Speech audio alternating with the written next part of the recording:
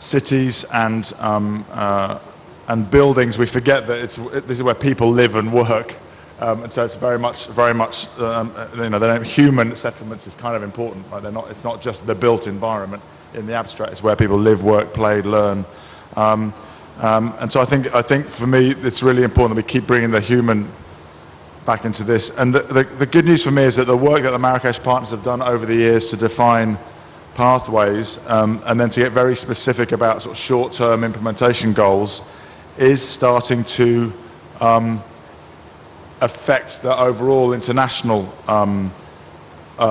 state, non-state collaboration. So it's great that in this event we're focusing on action in the short term to reach those goals, not just we need grand visions of the future, but we've got to act tomorrow to take the steps to get there. And I think that it's also great that we're talking not just about decarbonisation, which again can lead to more technological conversations, but we're also talking about resilience. And it's great. I don't know if I was really thrilled to be at the launch of the Roof Over Our Heads initiative, which is a great initiative, which I hope we can figure out how many cities can get involved in. And of course, we've now worked with the Egyptian presidency to have the adaptation and resilience elements of the Marrakesh Partnership pathway baked into the Sharm el-Sheikh adaptation agenda, which is the first time I think we've had the president co-launch a presidency high-level champions race to resilience Marrakesh Partnership action, very specific action agenda. And again, it's been a real scramble to get that over the line, and so there'll be fine-tuning and operationalization. But I think that's really helpful for the future. Let me just finish by thanking everybody here and online. I know that there's ever more cities, ever more businesses, ever more investors taking action.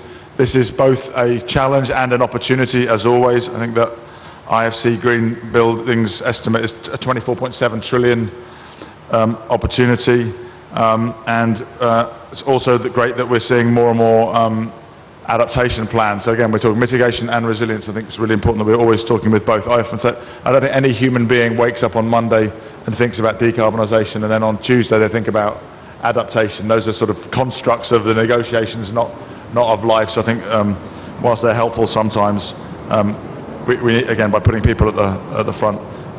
Also, I see that the C40 Clean Construction Declaration is having some new members, Milan, London, joining cities like Mexico City to reduce their embodied emissions by at least 50%, again in line with the Marrakesh Partnership pathway. So again, I think that the sort of ICLEI, GCOM, C40 convening power and creating the cities race to zero and the cities race to resilience.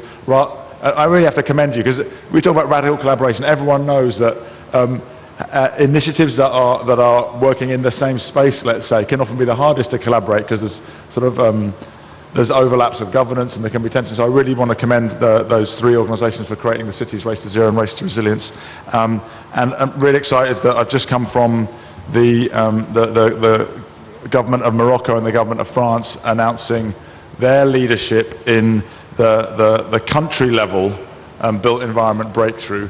And again, you remember the Marrakesh Partnership defined pathways. In January 2021, we created this idea of the breakthrough agenda. Where do we need to get to in 2030? And the countries took up that idea in Glasgow to create the country breakthrough agenda. The champions, along with IRENA and IEA, are now tasked with an annual progress report on that. And now we've got not only built environment brought into that by Morocco and France leading, but with I think another 11 countries already. But importantly, we've already got steel and cement in that agenda as two of the big drivers of embodied emissions. So thrilled to see that, again, that coming together of the Marrakesh Partnership breakthroughs and the breakthrough agenda at a country. Witnessed over the past 2 weeks. As we move forward, we expect the outcomes of this meeting to be as follows. First, a call for improved multi-level climate action. Second, a call for institutionalization of the ministerial dialogue. Third, a call for monitoring of surge initiative with the ultimate goal of implementation. Today, the panel discussions will focus on the state of cities, policies, finance and access at the local level, and will also focus on creating resilience to address issues of housing and buildings, urban energy, urban waste, mobility and water. We invite you all and encourage you to consider the highest levels of support from your governments and the participation of the Ministries of Housing and Urban Development and other relevant ministries in this dialogue and initiative to effectively achieve our common goals. Thank you very much. Thank you, Minister Mashat. So in this first session, we're discussing the importance of mainstreaming climate and urban frameworks for local action. Our next distinguished speaker is Her Excellency Ms. Maimouna Sharif, Under Secretary General and Executive Director of UN Habitat. Ms. Maimouna. Thank you very much, Madam Moderator. Distinguished delegates, the world population passed 8 billion this week. Growing urbanization coupled with economic development and rising prosperity is driving up greenhouse gas emission. The very future of human settlements hang in the balance. By 2050, towns and cities are expected to grow by 2.5 billion people, raising the urban share to 68% of the global population. Groundwater depletion, food shortages, sea level rise, extreme temperature, and the increased frequency of extreme weather events such as floods, droughts, and storms affect city infrastructure, the livelihood, and the health of all residents that we have been discussed for the past 2 weeks in Sharm el-Sheikh here. Climate change, combined with the other big 3 Cs, including COVID-19, conflict, and the crisis of capital, is taking an extraordinary toll on cities and the most vulnerable population in our human settlements. We have been saying this for years, that cities cannot deal with the climate crisis alone. I am therefore extremely pleased that we are coming together in this first ever ministerial meeting on climate and urbanization at COP27. We need to develop the global multi-level climate change response to achieve the goals of Paris Agreement. I am glad that more than 40 housing and urban development ministers have registered for these events. National government have increasingly integrated urban and local climate action into the nationally determined contribution, or NDCs. But what we need now is local action, I think in line with the COP theme this year. And as the co-chair of the Secretary General, as Local 2030 Coalition, UN Habitat stands ready to support member states and local government work better together. Evidence-based decision-making is more critical than ever now. We are thus grateful for the outstanding work of the Intergovernmental Panel on Climate Change, IPCC, in highlighting the needs for urban action. A special report on cities and climate change will be prepared by the IPCC in the next assessment cycle, and we rely on your collective support for it to be prioritized. We look forward to meeting you again at the UN 2023 Water Conference in New York in March 2023. The UN Water Action Agenda provides the opportunity for our common agenda in sustainable cities and communities to leverage water to improve climate change resilience. We need better infrastructure and services, better public health, and new ways to raise financing to achieve equitable urban development in our cities. Over the last 6 months, the COP27 presidency, with the support of UN Habitat and the facilitation of ICLE as the custodian of the local government and municipal authority stakeholder constituency, the UNFCCC has developed an extraordinary partnership process with more than 150 registrations. We hope the Sustainable Urban Resilience for the Next Generation, or SURE, initiative will provide that platform for further collaboration with a very strong view towards accelerated climate change adaptation and mitigation action. In closing, I would like to congratulate the COP27 presidency, the Ministry of Housing of the Arab Republic of Egypt for their leadership and colleagues, and thank them for the convening, and in general the government of Egypt for convening this very important meeting. And thank you to you for being here together with us this morning. We are looking forward to continuing this journey together with you at the upcoming UN Habitat Assembly at the UN 2023 Water Conference, and ultimately the World Urban Forum in Cairo again in 2024, and we can all commit to the declared action to localize and mainstream climate action. And I hope this ministerial meeting will continue at COPs every year, and the outcome and the decision of today's meeting can be reflected in the decision of COP27. Thank you very much.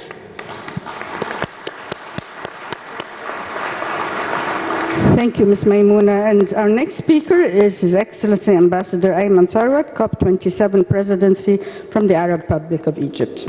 Your Excellency.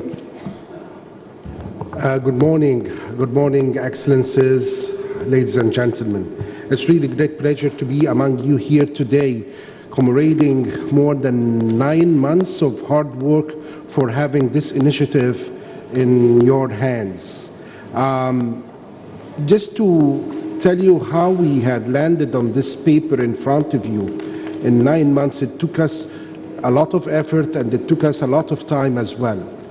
I would like to tell you that this is not the solo production of the COP presidency. This is your work, your identification of gaps, your building on the past resolutions that you are having under the UNFCCC from one side and the UN Habitat from others. So what we have here in this document of work streams, it was in fact identified by you. And we are expecting in the next days, after the official launch today, that you start to lead one or more of those work streams that we are having. We have 5 work streams together, which is building and housing, urban water, urban mobility, urban waste consumption, and urban energy. In fact, those work streams are correlated to previous initiatives that it was launched from in the COP starting from the 9th of November. For example, the waste consumption, there was another initiative, 50 by 50, which is linked to this work. For urban water, we have AWARE initiative that was launched as well, targeting some of the sub-targets of the SDGs. And urban mobility here is focusing on potable water and the water quality, and this is one of the sub-targets that we are having as well in COP27. And thanks so much, Dr. Maimouna, for mentioning the water review that it will take place under the UN umbrella in New York in March 2023. So this is a work of collective manner to get things together intact and to ensure that the SDGs are happening. For building and housing, the things that we are having here is complementing the work that was in Glasgow before, and now we are taking it one step further. For the urban mobility, after this session concludes today at 1 o'clock, we will be witnessing the launch of Lotus initiative, focusing on urban mobility itself in designing and planning, and this will be much more specific. And as well, we are building on the ZEFs that we had in Glasgow in COP26. So I will tell you that we are not duplicating the work that we had done before. We are complementing this work. And this is, in fact, once again, took us a lot of effort and took you a lot of effort as well to bring this document once again in front of us. I commend your work and I commend the work of the UN Habitat, and thanks for their support. Equally as well, they were on this document trying to bring the civil society and other stakeholders. So as you can see that the process that we had launched is completely inclusive process, trying to getting all parties together. And this is the thing that we were pushing in COP27, inclusivity. And I hope you you had really understand from where the presidency is coming from and how this document is produced at the end of our work. The soft launch of this initiative, it was on the 9th of September, and 32 countries already, they are on board. I hope that by the end of that day, we will start to receive another supports from different countries trying to build momentum towards together for implementation. I would like to stop here and thank you so much, ladies and gentlemen. Definitely we will continue the work together, and we hope, of course, with your bilateral chief of negotiators, that they will push in the governing decision to include surge at the end of the COP27. Thank you so much for that.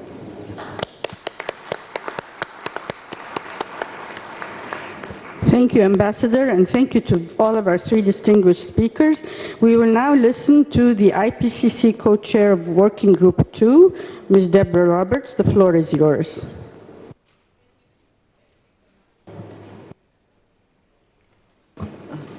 Can you hear me now? Great, excellent. Good morning, everyone, and thank you very much for this opportunity to talk to you today on behalf of the science community and our partners, importantly, in the local government and business communities. My name is Deborah Roberts, and I'm both a co-chair of Working Group 2 of the Intergovernmental Panel on Climate Change, but importantly, I'm also a local government official in the city of Durban in South Africa. And over the last 2 weeks at the COP, I've heard regular reference being made to the IPCC reports of the sixth assessment cycle. I've heard reference to those reports in the formal UNFCCC convenings, I've heard them in side events, and I've heard it in the general hallway discussion, with everyone stressing the importance of science as a critical source of evidence to inform the critical climate action and implementation that this COP is focused on. But I can tell you, as someone who's both a scientist and an urban practitioner, that producing the IPCC reports is only the start of the process required to move science into society. The full impacts of these assessments can only be realized if the science is communicated in a way that enables local action. In short, to guide city and urban action, science must be accessible to the urban leaders who are present in the audience today, who work where society and climate change meet. During 2022, in order to enable this flow of information from the IPCC reports into the cities and urban areas around the world, the Summary for Urban Policymaker process brought together city officials from 50 cities, together with representatives of 11 multinational businesses, and more than 60 IPCC authors across the 3 IPCC working groups, including, importantly, the 6 working group co-chairs, all in their individual capacities, all on a voluntary basis, to develop a companion series to the official IPCC 6 assessment reports, and you see those on the slide behind me. This is the first time that a dialogue of this scale has been attempted, and the outcome is a truly co-created distillation of the world's best climate change science from the IPCC reports that is relevant to cities and urban areas around the world. The 3 Summary for Urban Policymaker reports highlight the core messages of the 3 IPCC working group IPCC reports. Firstly, that cities and urban areas provide a global scale but time-limited opportunity to effect transformative climate action that reduces risk through adaptation, emissions through ambitious mitigation, all with a view to achieving sustainable development and an equitable and just transition. That realizing this opportunity requires a whole of society response. No village, no town, no megacity can excuse themselves from the call to action. That collaboration is needed between science, policy and practice to inform the context-relevant actions, to identify the data, information and technology needs and funding requirements for all communities of practice working towards transformational climate action. That inclusive multi-level governance, the kind of thing that we see here today in this convening, local, regional, national, international, is required to support city and urban level action and the system transitions needed to drive transformation. That nature provides significant untapped potential to increase adaptation and mitigation options in our urban areas. And finally, that marginalized groups, such as women and informal settlers, must be included in the process of identifying the challenges and enacting the solutions. But importantly, and you'll hear this message time and time again, cities and urban areas cannot do it alone. The Summary for Urban Policymaker process showed us that collaboration opportunities between government and business are also underexplored.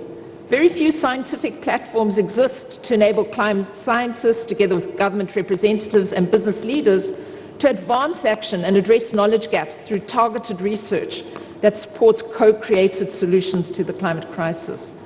Access to resources remains a crucial barrier to climate action. We've heard that repeated at this COP, particularly at the local level.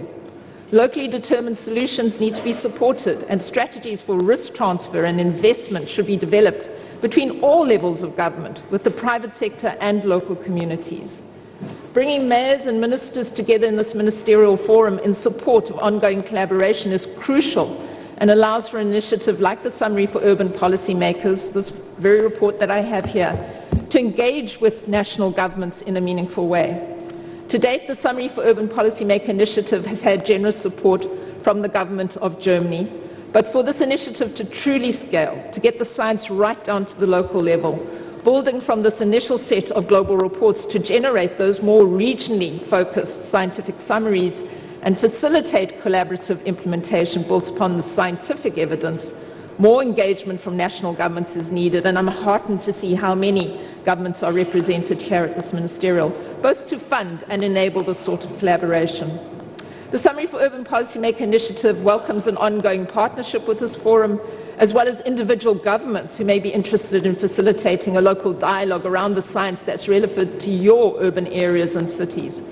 As the work continues to scale, this important effort will help set the scene for the IPCC Special Report on Cities planned for the 7th assessment cycle. Thank you so much for your attention.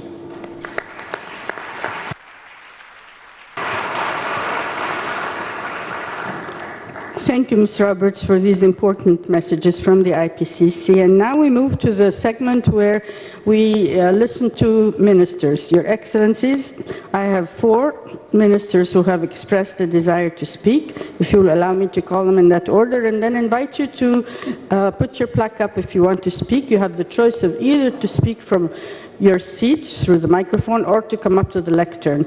The first country that has requested minister or appointed representative to speak is the United States of America. The floor is yours.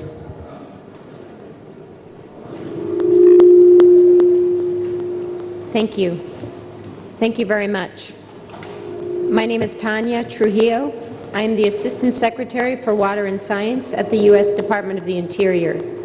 I'm here today on behalf of the United States, representing the Department of the Interior and the Department of Housing and Urban Development, Secretary Marcia Fudge.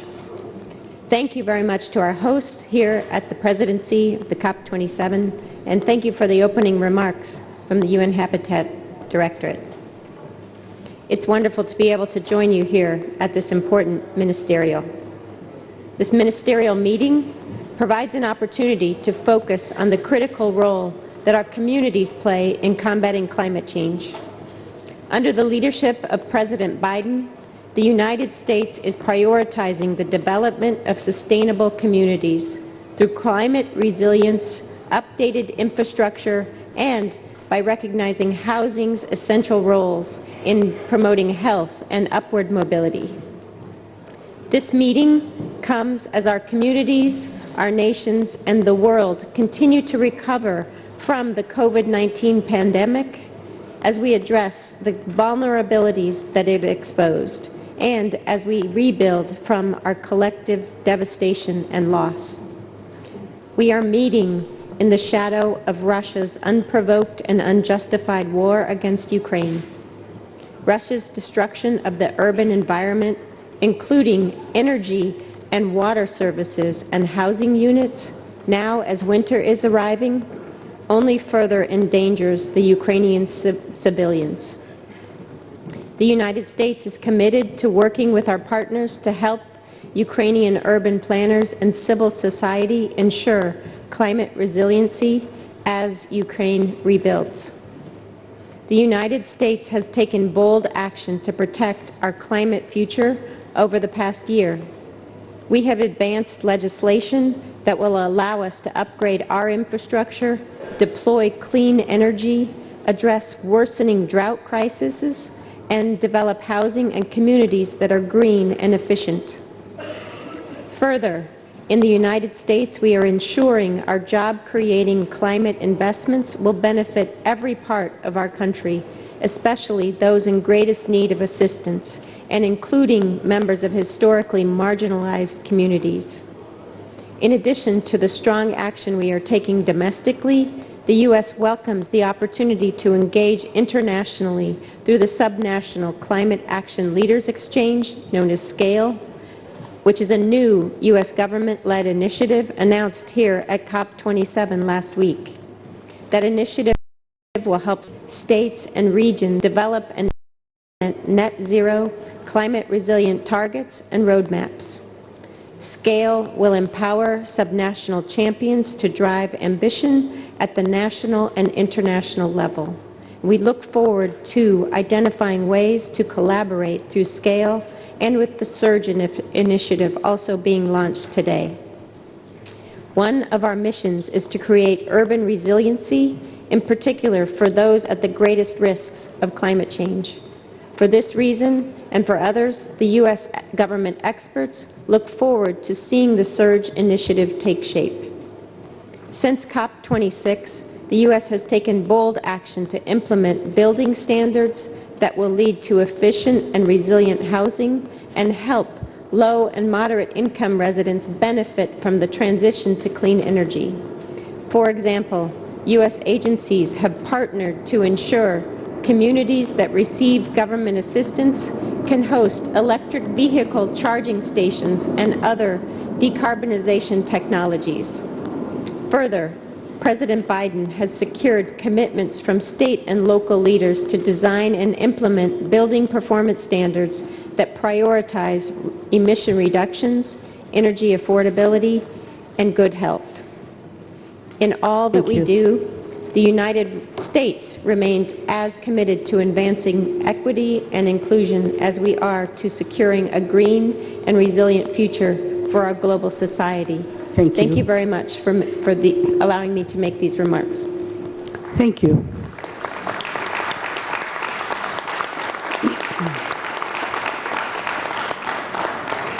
Our next speaker is from Rwanda, and allow me to remind you, please, to try to stick to 2 minutes. Thank you.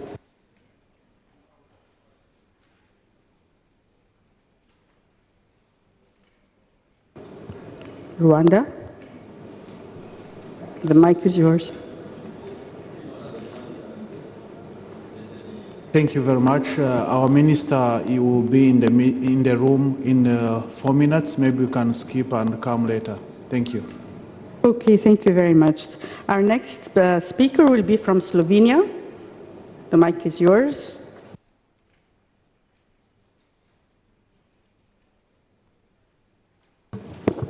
Thank you.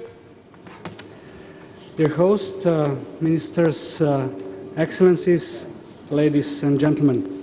It's my pleasure to address you at today's meeting on cities and towns and their inevitable role in our joint battle against climate change. Let me first thank Egypt for hosting this meeting and recognizing the cities and towns as crucial players in reaching global climate goals. Slovenia is a small country and our cities are considered small, and nevertheless they are home for more than half of Slovenia population. Our country is known as very green with high standards of environment, and we are addressing climate change relating challenges is one of our priority.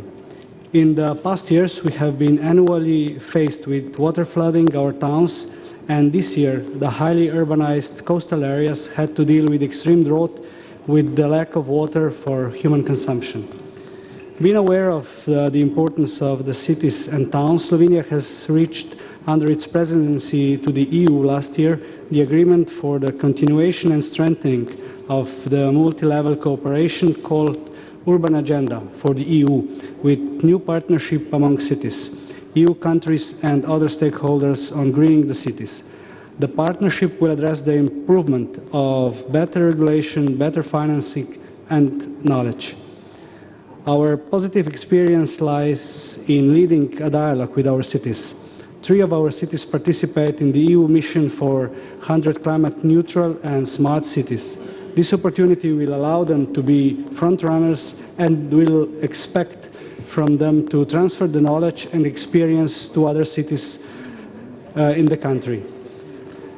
In my previous capacity as a mayor of Alpine town Tolmin, like other places in the Alps and all around the world, is faced with climate change. We can mostly see this through extreme weather events.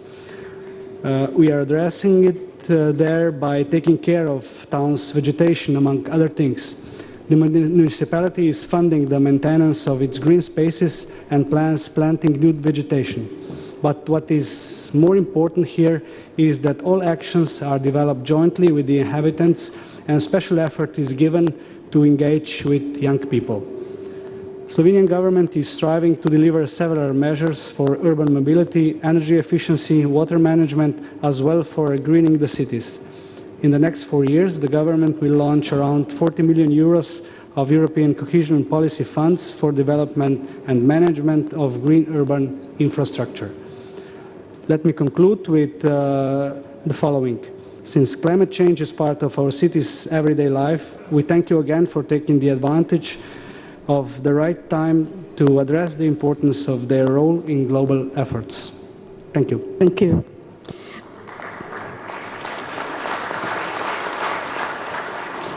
Our next speaker is from Egypt, the Minister of Local Development, General Hisham Amna, Your Excellency. المنصة الكريمة، السادة الحضور، أعتز أن أكون معكم اليوم في هذا الحدث الهام وهو إطلاق المبادرة العالمية الصمود العمراني المستدام للأجيال القادمة، وما لا شك في أن رعاية مصر ومشاركتها الفعالة في هذه المبادرة يتوافق مع توجه الدولة المصرية بقيادة الرئيس عبد الفتاح السيسي للارتقاء بالعمل البيئي والمناخي وجعله محور أجندة العمل الوطنية لتحقيق أهداف التنمية المستدامة اتساقا مع رؤية مصر 2030 والاستراتيجية الوطنية للتغير المناخي 2050 والأجندة الحضرية الجديدة، كما أن إطلاق عدد من المبادرات الدولية خلال الأيام الماضية يؤكد دعم الحكومة المصرية لجهود الدولة في التكيف والتصدي لآثار التغيرات المناخية التي تواجه العالم. ولعل أنه صباح اليوم تم إطلاق مبادرة المدن المصرية المستدامة بالتعاون مع عدد من شركاء التنمية، ووجودنا لإطلاق المبادرة العالمية للصمود العمراني مع المستدام، وذلك خلال اليوم الحلول بمؤتمر المناخ خير دليل على أن استدامة المدن بشكل عام ودمج البعد البيئي في عملية التنمية هو الحل الأكثر جدوى وفاعلية لتحقيق الاستدامة متعددة الأبعاد لمواجهة آثار التغير المناخي، وذلك من خلال تحقيق حوكمة العمران وتطوير قدرات الإدارات والأجهزة المحلية، وكذا زيادة التنافسية على المستوى المحلي وقدرته على جذب الاستثمار وتحسين حالة البيئة للمدن مما يضمن تحسين جودة حياة المواطنين. ومن الجدير بالذكر أن مبادرة المدن المصرية المستدامة تتوافق بشكل كامل مع المبادرة الدولية للصمود العمراني المستدام التي نشهد إطلاقها اليوم، حيث تركز المبادرة المصرية على تكامل أبعاد التنمية المستدامة المتمثلة في البعد البيئي والبعد العمراني والبعد الاقتصادي، وكذا البعد الاجتماعي المتمثل في تفعيل دور منظمات المجتمع المدني وتمكين المجتمعات المحلية من تنفيذ برامج على المستوى المحلي للتحسين البيئي والعمل المناخي، كما تعمل المبادرة على اشتراك القطاع الخاص ورفع الوعي البيئي لدى القطاع الخاص وأصحاب الأعمال. وتهدف المبادرة إلى تقريب المدن المصرية القائمة إلى حالة الاستدامة وإبراز دور المدن والتنمية المحلية الحضرية في المساهمة على النمو الاقتصادي المحقق للشمول الاجتماعي وفي التعامل مع تغير المناخ، وذلك من خلال تطوير رؤية وخطة استراتيجية لتطبيق الاستدامة متعددة الأبعاد في المدن المصرية القائمة وتنفيذ حزم من البرامج والمشروعات والتدخلات تحقق التنمية المستدامة بها جغرافيا وقطاعيا. ومتابعتها من خلال مؤشرات مستندة إلى الأدلة ومربوطة بالأجندة العالمية للتنمية المستدامة المتمثلة في أهداف التنمية المستدامة وتوطينها على المستوى المحلي والأجندة الحضرية الجديدة. وكما أن أود أن أتأكيد على أن نجاح العمل لكافة الأطراف في مبادرة المدن المصرية المستدامة وكذلك في المبادرة العالمية للصمود العمراني مرهون بتمكين وزيادة فعالية الإدارة المحلية في التخطيط والتنسيق ومتابعة التنفيذ لهذه البرامج والمشروعات من أجل المناخ، وحيث أن التركيز على الحوكمة المحلية والتنسيق متعدد الأطراف والمسؤوليات وتطبيق درجة مناسبة من اللامركزية وتمكين وبناء قدرات الإدارة المحلية هي كلها عوامل نجاح للمبادرة العالمية والمصرية في مجال المدن المستدامة والصمود العمراني، ما جعل عامل دمج المجتمعات المحلية وزيادة قدراتها على تخطيط وتنفيذ البرامج والمشروعات التنموية ودمج البعد المناخي بها جزء محوري في مراحل عمل كلتا المبادرتين. وكما أن تلتزم وزارتنا بالشراكة مع وزارة الإسكان في تنفيذ ونجاح المبادرة المصرية للمدن المستدامة، فإن وزارة التنمية لن تدخر جهدا في دعم تنفيذ المبادرة العالمية للصمود العمراني ليس فقط على المستوى الوطني ولكن أيضا على المستوى الأفريقي، حيث تنظم الوزارة مؤتمر المدن الأفريقية في 2025 وستعمل على دعم أجندة أفريقيا ومشاركة الدول الأفريقية في المبادرة العالمية للصمود. وشكرا. شكرا يا فندم. Thank you, Your Excellency. Our next speaker is from Palestine. If I would kindly remind you to try to stick to 2 minutes. Thank you.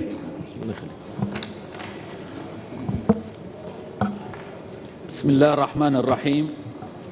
دكتورة رانيا المشاط وزيرة التعاون الدولي جمهورية مصر العربية، حضرة السيدة ميمونة شريف وكيلة الأمين العام للأمم المتحدة المديرة التنفيذية للموئل، سعادة السفير أيمن ثروت أمين رئيس الدورة 27 لمؤتمر الأطراف، معالي السيدات والسادة الوزراء الحضور الكريم، يشرفني في بداية كلمتي هذه أن أتوجه بعبارات التقدير والشكر لحكومة جمهورية مصر العربية على دعوتها الكريمة وعلى استضافتها للاجتماع الوزاري الخاص بالحضرنة وتغير المناخ، طالما حرصت دولة فلسطين على المشاركة الدائمة في المحافل الدولية والانخراط ضمن الاتفاقيات العالمية التي تسلط الضوء على العديد من القضايا، لا سيما قضايا التغير المناخي وحماية كوكب الأرض من الآثار السلبية التي تنعكس عليه، حيث انضمت دولة فلسطين لاتفاقية الأمم المتحدة الإطارية لتغير المناخ واتفاقية باريس للتغير المناخي. كما شاركت دولة فلسطين عام 2019 في مؤتمر الأطراف 25 لاتفاقية الأمم المتحدة الإطارية للتغير المناخي بصفتها رئيسا لمجموعة 77 زائد الصين، وطالبت من منطلق مسؤوليتها بضرورة التمسك بالمبادئ التوجيهية المنصوص عليها والمسؤوليات المشتركة، ولكن المتباينة في ظل اختلاف قدرات وظروف الدول. أصحاب المعالي الحضور الكرام، في فلسطين لا يعتبر المناخ ظاهرة فقط، إنما هو قضية جيوسياسية، حيث ما زالت البيئة الفلسطينية في الضفة الغربية وقطاع غزة والقدس تعاني بشكل خطير من آثار تلويث البيئة الناتجة عن الممارسات الاحتلالية التي تنتهك الأرض والهواء والماء، حيث عمدت إلى هدم عشرات الآلاف من الوحدات السكنية وتجريف الأراضي لإقامة المستوطنات الغير شرعية عليها، والطرق الالتفافية والجدران العازلة والمناطق الأمنية، إلى إضافة العديد من المصانع التي تلقي مخلفاتها في الأودية، مما تسبب في تقييد الحق الفلسطيني في الوصول إلى مصادر المياه واستنزافها. تحرص دولة فلسطين على مجابهة التأثيرات السلبية لمخاطر التغير المناخي والإسهام في الحد من تحدياتها على المستويين الوطني والدولي، وتهدف السياسات الحضرية والبيئية الفلسطينية إلى دعم التنمية الاقتصادية واجتماعية مستدامة وضمان مستوى حياة ملائم من جميع الجوانب، بالإضافة إلى الحفاظ على الموارد الطبيعية والتنوع الحيوي والاستخدام المستدام والأمثل لموارد الطبيعة وقدرتها على التجدد واستيعاب ضغوط التنمية. وإننا في دولة فلسطين ندعم الجهود المتصلة بتعزيز مبادئ وتقنيات الاقتصاد الدائري والبناء الأخضر باعتبارها أولوية وطنية لقطاع الأشغال العامة والإسكان بكافة أشكالها وأنواعها، ومراعاة المعايير البيئية سواء في التخطيط أو التنفيذ، كما نعمل على تضمين هذه المعايير ضمن كود البناء الفلسطيني وزيادة الوعي البيئي والتنموي بين الأفراد ودمج جهود المجتمع المدني في تصدي لظاهرة التغير المناخي بأبعادها المختلفة. معالي السيدات والسادة الوزراء الحضور الكرام، في ختام كلمتي أود التأكيد على التزام دولة فلسطين بالعمل مع كافة الدول من أجل التصدي لظاهرة التغير المناخي وحماية عالمنا من تداعياتها والحد من أسبابها، مما يضمن الحفاظ على مستقبل الأجيال القادمة واستدامة هذا الكوكب. آملين نجاح هذا اللقاء الهام والخروج بآليات تعزز وتطوير الإمكانيات التي تساهم في إتاحة فرصة حقيقية واتخاذ إجراءات عاجلة للتصدي لتغيير المناخ. واسمحوا لي أن أتقدم بالشكر والامتنان باسم فخامة الرئيس محمود عباس والحكومة برئاسة دولته دكتور محمد شتي والشعب الفلسطيني لفخامة الرئيس عبد الفتاح السيسي رئيس جمهورية مصر العربية، ومعالي الأمين العام للأمم المتحدة السيد أنطونيو غوتاريش، ومعالي الدكتور عاصم الجزار وزير الإسكان والمرافق والتجمعات العمرانية المصرية، ولكل من كان له جهد مبذول في انعقاد وإنجاح هذا المؤتمر. شكرا لكم جميعا والسلام عليكم. Thank you. We have time for 2 more interventions from countries. I invite you to please put your plaque up if you... Okay, we have Kenya, Uganda. I'm sorry, I can't see your plaque. Papua New Guinea. Okay, we'll take 3, but if you will limit yourselves to 2 minutes, then we can get everybody in. Kenya? Oh. Go ahead. Thank you very much, host minister, excellencies, distinguished guests, delegates, ladies and gentlemen. Allow me on behalf of the Kenya government and the people of Kenya to extend our appreciation to the COP27 presidency and the UN Habitat for the consideration of prioritizing of this great subject of good significance towards the creation of a balance between nature and development. Indeed, cities and urbanization is in totality and at the act and at the center of a much needed balance in the global warming discourse. Globally, it is recognized that human influence on climate system is clear, with recent anthropogenic emissions of greenhouse gases being the highest in history, a situation which will continue to be on the upward trajectory if deliberate actions are not effected towards the realization of a sustainable urbanization. Cities in definition and diagnosis are made up of their built environment, and such environment include socio-economic aspects of roads, pathways, urban basic services, building houses, management of governance structures, and so forth. Within this framework, population influx from rural to urban areas included by climate change impact has been on the rise, particularly among developing countries. Majority of our rural population now get exposed to climate risk vulnerability as they migrate to the cities. Excellency, the Ministerial Conference on Urbanization and Climate Change has not come out at a better time than now. We have an opportunity to make a case for at COP27 on how to move forward.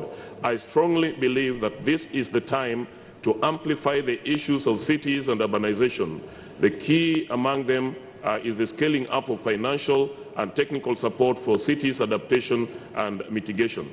We call upon the UN Climate Action Summit we recall the UN Climate Action Summit held in 2019 where global community was rallied to join hands in addressing the climate crisis through development implementation, had the following initiative. One was the building climate resilience for the urban poor. My fellow ministers, all delegates and actors in the urban space, Kenya as a party to the UN FCCC extends an invitation to you to join her in the journey of moving the building climate resilience for the urban poor from engagement to initiative. To accelerate the BCRAP implementation in Africa, Kenya is collaborating with the United Cities and Local Governments of Africa and ICLE, and with the support of the UN Habitat to move this forward. Ladies and gentlemen, in this regard, we call upon the co-presidency to make a consideration for having urbanization as a standing alone thematic area in the subsequent COP agenda to enhance the issues of building climate resilience for the urban poor, which is a majority within the urban areas. We call upon the global community to enhance and prioritize the building climate resilience for urban poor implementation by way of resource leverage to the components that are key in this regard. Thank you. Thank you very much. Thank you.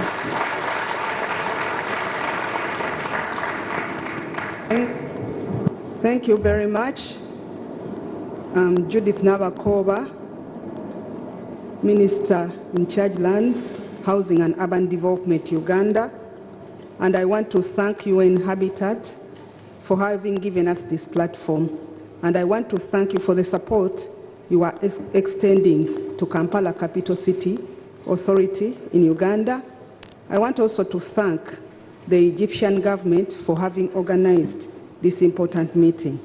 I speak in my capacity as a minister, but also as a vice chair for the African Technical Specialized Committee on Urbanization and Human Settlement.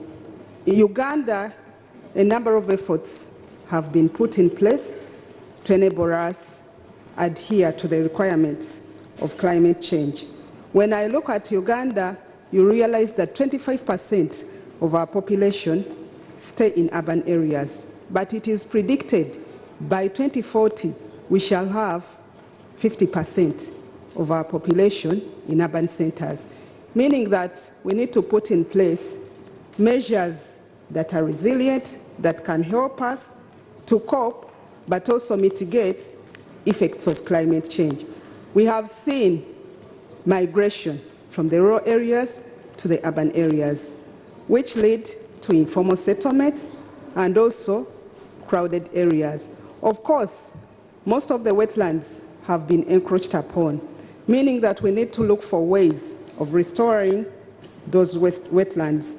We have adopted a number of policies and measures as government of Uganda towards a climate resilient path for sustainable development in Uganda.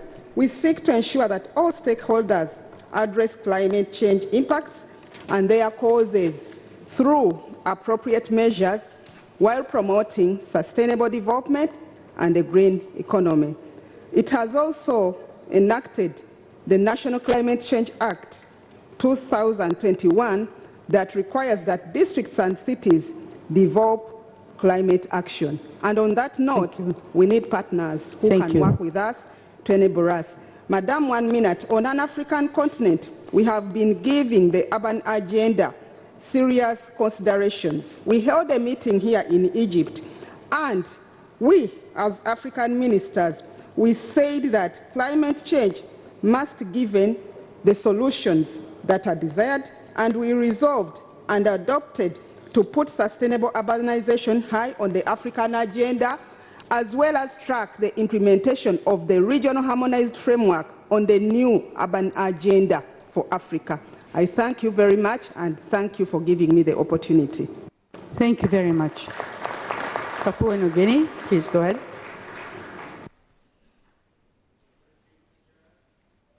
Thank you, Chair. His Excellency Asem Abdelhamid Hafed El Gaza, Minister for Housing, Utilities and Urban Development of Arab Republic of Egypt. His Excellency Ayman Tawan Amin, COP27 President. Ms. Maimouna Muhammad Sharif, UN Under Secretary General and Executive Director of UN Habitat. Excellencies, ladies and gentlemen, goodwill greetings from Papua New Guinea, who caters for 5% of the world's biodiversity and third largest rainforest in the world. And I'm indeed honored and pleased to represent my country in this meeting. May I extend my appreciation to Honorable Minister Gaza for the kind invitation to this inaugural ministerial meeting on urbanization and climate change, and to witness the launching and sustainable urban resilience for the new generation initiative, which I note is an integral part of the COP27 Solution Day.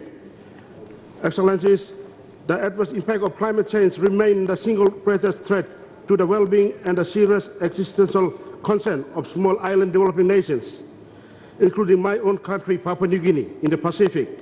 The Intergovernmental Panel on Climate Change report highlights the critical roles of cities in addressing climate change due to rising carbon emission levels in the cities caused by increasing urbanization and population growth, coupled with economic development and growth prosperity.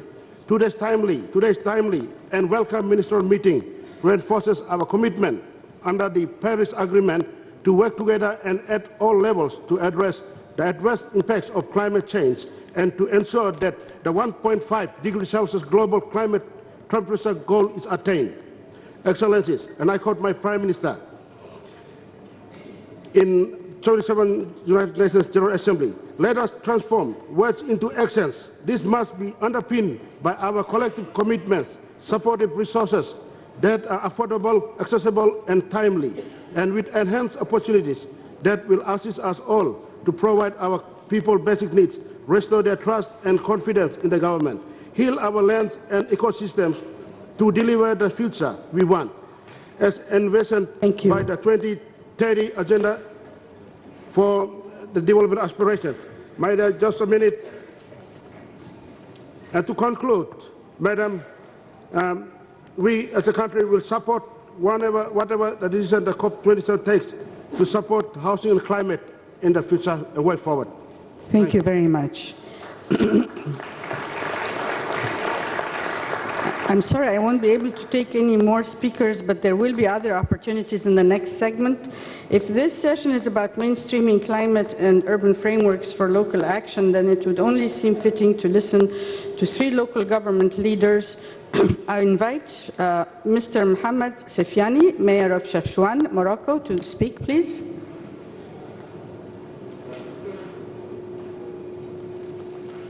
Mayor Sefiani, are you in the room? Okay. All right. Do you have a microphone? The floor is yours, sir. Yes. شكرا جزيلا. صباح الخير. Your Excellencies, good morning, all protocol observed. My name is Mohammed Sfiani, Mayor of Chefchaouen in Morocco, Special Envoy for Fourth System for UCLG, President of the UCLG World Forum for Intermediate Cities, ICLI COP27 Special Envoy for Africa, and GCOM Regional Ambassador for Africa. I here represent all the local and regional government at COP27 through the LGMA, local government and municipal authorities constituency on behalf of the global task force of local and regional government. We commend the COP27 presidency for convening this very first ministerial meeting on urbanization and climate change hosted by the government of the Arab of Egypt and hosted by UNTA. We welcome the first ministerial as a unique event that reinforces the commitment of the Paris Agreement and the Glasgow Climate Pact for multi-level climate action. LGMA has been calling for such a meeting since COP18 in Warsaw in 2013. Ladies and gentlemen, cities and subnational governments have become key actors for implementation in the climate crisis. Whilst many cities and subnational governments have undertaken ambitious reduction efforts worldwide, it is in the global south and in particular in rapidly urbanizing Africa that the impacts are felt the most and the need for a just transition to resilient, safe and sustainable urban Africa the highest. However, particularly in the global south, we, the local and regional governments, need structural support for the international community and from our national governments to our human capital as well as direct access to finance. Sustainable urbanization such as local should be included in Article 6.8. We believe that the NDC, the NIPs, and the process around can be effective instruments to better channel the human capital support in our local and regional government in this second phase of the Paris Agreement and foster multi-level collaboration. As for direct access to finance, the climate finance that reaches the local level is currently around 10% only. This must be rapidly scaled up and mainstreamed so that all finance is climate sensitive. In addition, adaptation measures and resilience implementation are heavily locally determined.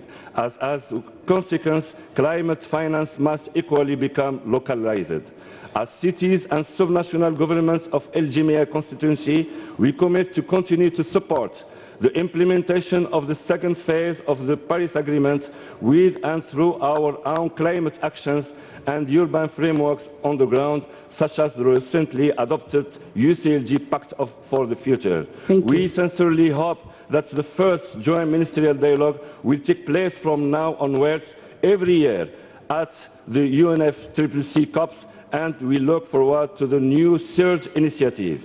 We thank once again the COP27 presidency and UN Habitat for taking this important initiative. Shukran jazilan. Thank you very much. Our next speaker is Ms. Libby Schaaf from Oakland, California, the United States of America. 2 minutes, please. Your Excellencies and esteemed guests, all protocols observed, I am Libby Schaaf, Mayor of Oakland, California in the United States. And today I represent all local and regional governments here at COP27, as well as ICLE, the focal point for local governments and municipal authorities. We are deeply grateful to the COP27 presidency for convening this very first ministerial meeting on urbanization and climate change that reinforces the commitments made in Paris and Glasgow for multi-level climate action. And we thank the United States delegation and Assistant Secretary Trujillo for supporting ICLE's Surge initiative. Through this groundbreaking dialogue, we hope that you will formalize an increased role for urban communities in the NDCs and other formal agreements, as well as provide localization frameworks. Cities and subnational governments have become some of the world's most dynamic and effective implementers of climate solutions. More than 11,500 subnational jurisdictions across our planet are implementing ambitious GHG reduction targets in our building, transport, waste management, and energy sectors. In my city of Oakland, we have banned natural gas in new buildings, created our own community-owned clean energy utility, and installed thousands of EV charging stations on our way to meet our ambitious city goal of full carbon neutrality by 2045. This brings my beloved city of Oakland closer to our vision of a resilient, sustainable, healthy, and equitable community for ourselves and the world. Last year, Oakland joined more than 1,000 cities in the Race to Zero and Race to Resilience. The Global Covenant of Mayors for Climate and Energy estimate that this collective action by cities could reduce global emissions by at least 1.4 gigatons per year until 2030. That's equivalent to the emissions of the fourth largest economy in the world. As cities and subnational governments of the LGMA constituency, we will take the actions needed to implement the second phase of the Paris agreements. But it is time to more formally recognize the role of subnationals in climate actions. Today, we respectfully request that you institutionalize this joint ministerial dialogue and commit to holding it every year. Thank you.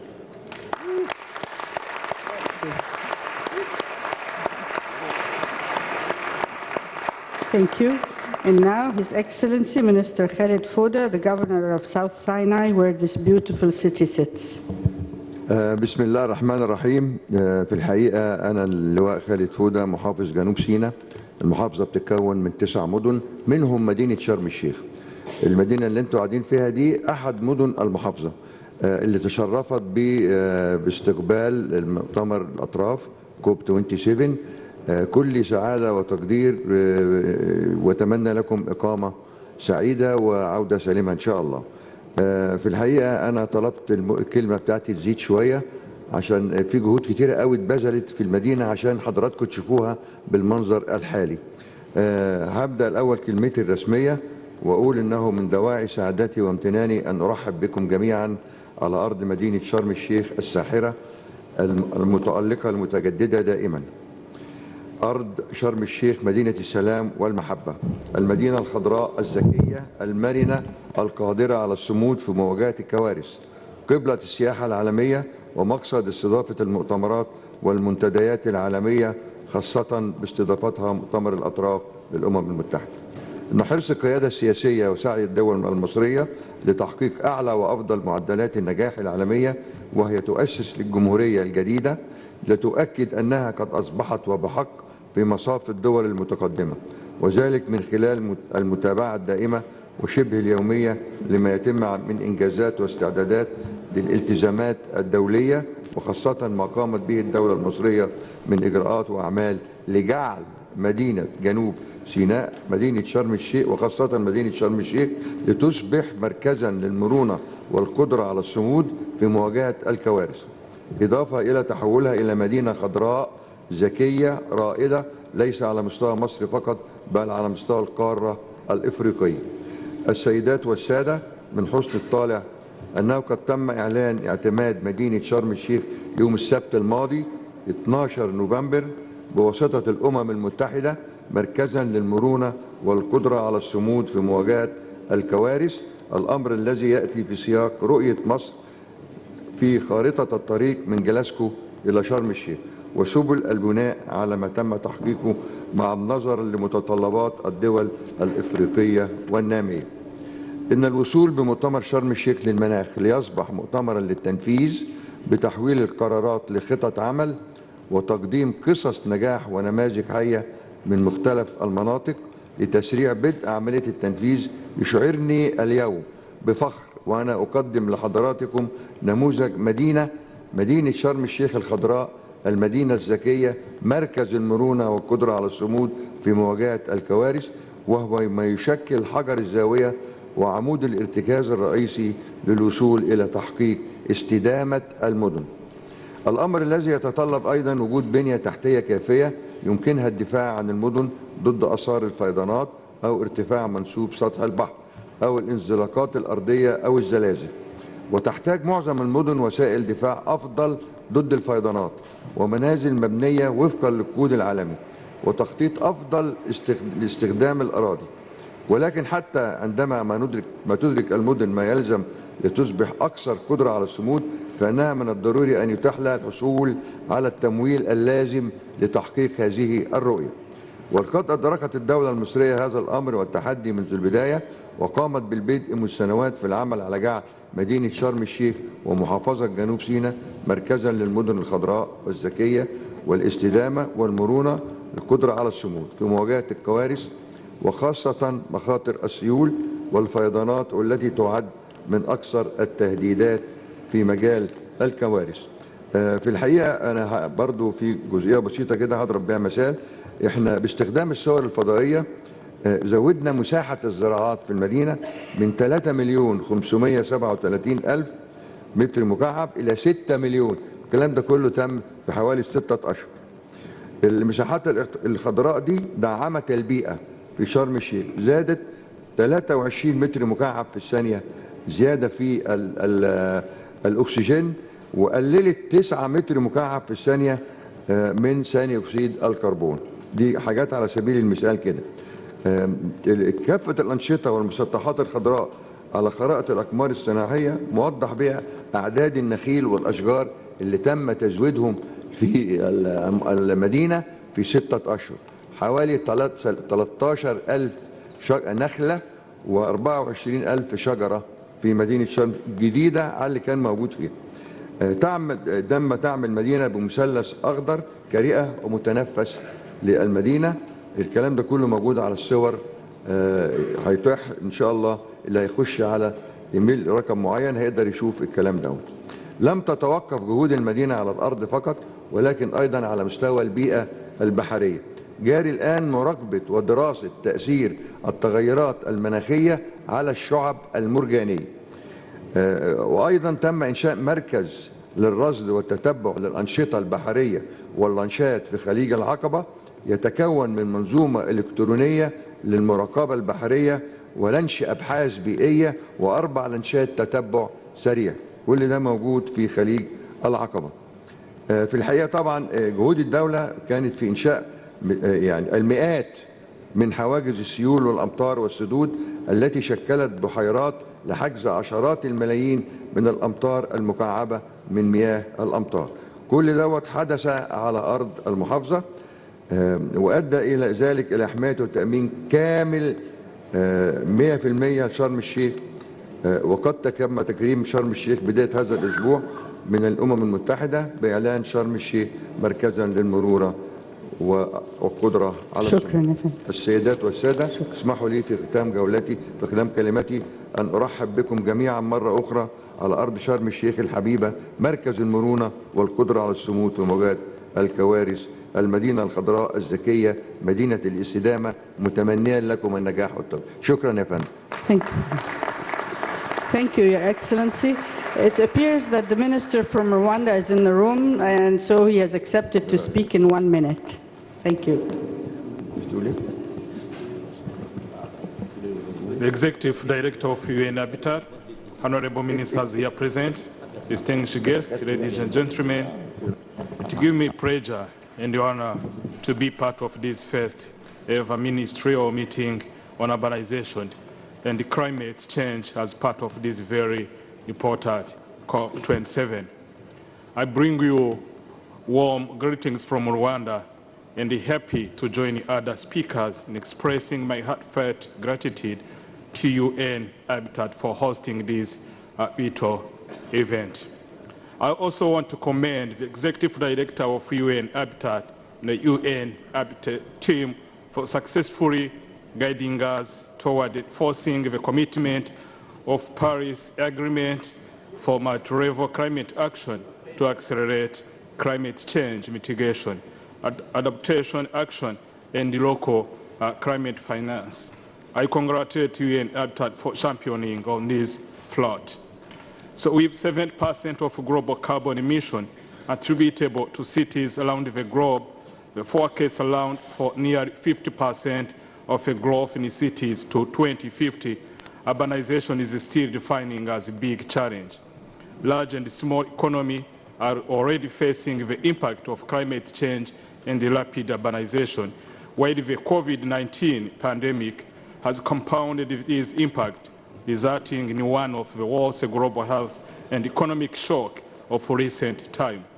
Responding to this challenge, we need to come together to issue a call to action on sustainable urbanization across the Africa and the entire world.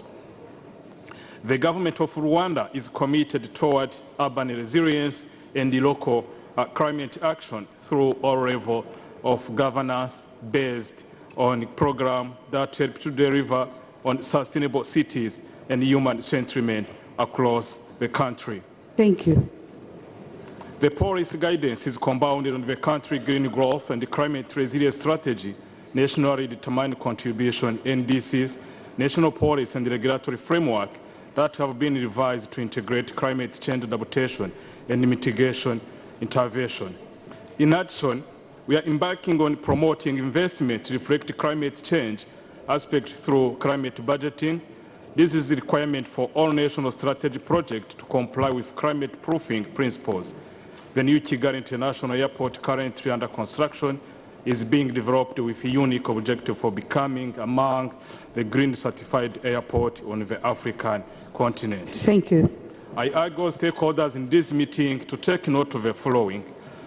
forging partnership to implement NCD on adaptation and resilience, mobilizing resources geared toward mitigating climate change, build urban resilience, develop rural-urban linkage through management of public space, rehabilitation of urban wetland, and transforming them in attractive and eco-park in our priority. Finally, I wish to welcome the request extended to the Republic of Rwanda to co-chair the working group of urban energy and sustainable urban resilience for next generation initiative being launched today. It is a great honor to us. We commit to urban resilience and the local climate action. The government of Rwanda looks forward to continuous collaboration and partnership toward implementing this global agenda. Thank you, Your so much. Excellency. Thank you. I'd like to remind you all, please. I'd like to remind you that there is another segment where you will have more opportunities to speak. So with this one last 1 minute intervention from Italy, we would like to, after we hear from you, sir, move on to the next segment, which is extremely important because it involves listening to non-state actors. Italy, 1 minute, it's possible? Okay, thank you. Thank you very much. I am Vincenzo Ortega from Ministeri Infrastructures Italia. Urban development comes as a multi-seeded policy-making process comprising and those practices fostered by public authorities that assist in the local community through control of land use and investment in physical infrastructure assets. Urban development process unveils the transformation according to EU Commission urban areas host over 2/3 of the EU population, use around 84% of energy resources and are responsible for up to 85% for end-use GDP. According to EU European agenda, devising urban development policies entails attempting to oversee for following intervention areas: air quality in cities, circular economy in cities, climate adaptation in cities, culture and heritage, digital transition in cities, energy transition in cities, housing in cities, innovative and responsible public procurement in cities, inclusion of migrants and refugees in cities, jobs and skills in the local economy, sustainable use and land and nature-based solution in cities, urban mobility and accessibility, urban poverty. Thank you. Thank you for sticking to the 1 minute. So now we're going to, thank you. It's time now to listen to very important voices.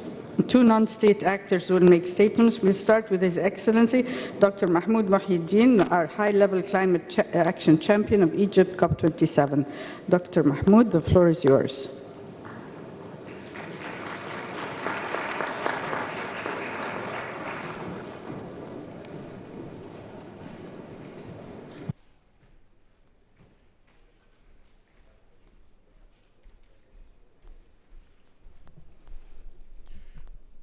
Right. Good morning to you all. Excellencies, ladies and gentlemen, gives me great honor to share some reflections in this COP on implementation. This COP that has today the approaches to practical solutions, connecting that to cities and local community support for the implementation. And before proceeding, I'd like to recognize, of course, the real champions behind the scene, the Egyptian government, the ministers responsible for preparing the ground for this very constructive dialogue, and the opportunity that were availed to all to exchange their views freely. I'd like to recognize as well His Excellency, the Minister of Local Development, and the Minister of Housing, Minister Asim Al-Ghazzar, and of course, And it's great that our able moderator gave a good opportunity to His Excellency, the Governor of South Sinai, His Excellency General Khalid Fouda. And I just like to summarize what I heard yesterday from friends from Egypt and developing economies. You made us all proud. Thank you so much for doing a great job. And for the guests of this country, I think they are all impressed. So again, thank you so much. All right, so to the practice of what we should be embarking on when it comes to the implementation. Cities, local communities are in the center of all of the aspects related to mitigation. Cities contribute to emissions, but cities are impacted heavily by the deterioration in climate and the environment. When it comes to resilience, cities should invest more on infrastructure, and I'm happy to see the Sharm el-Sheikh adaptation agenda focusing on opportunities for cities and local communities to contribute to the solutions. Yes, the adaptation agenda starts with food security, but without food security, cities cannot really be sustained. They are part of the supply chain.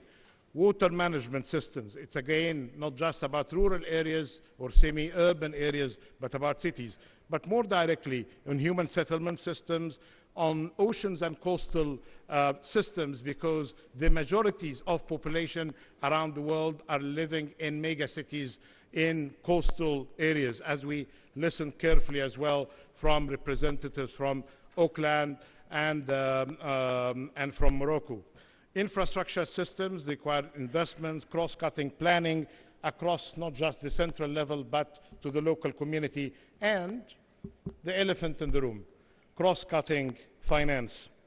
We are suffering today from a global financial system that makes finance available for development and climate, and there is no contradiction between the two. Those who hijack the climate action agenda with a reductionist approach to consider it only about cutting emissions, as important as it is not about the whole thing. We need to invest in resilience, and we need to compensate those who have been affected badly by the deterioration of climate change, including the recognition that we should be providing more than the symbolic gestures and words of sympathy in the loss and damage file. This needs to change, and we hope in the coming hours we'll be hearing substantive implementation to the work going forward.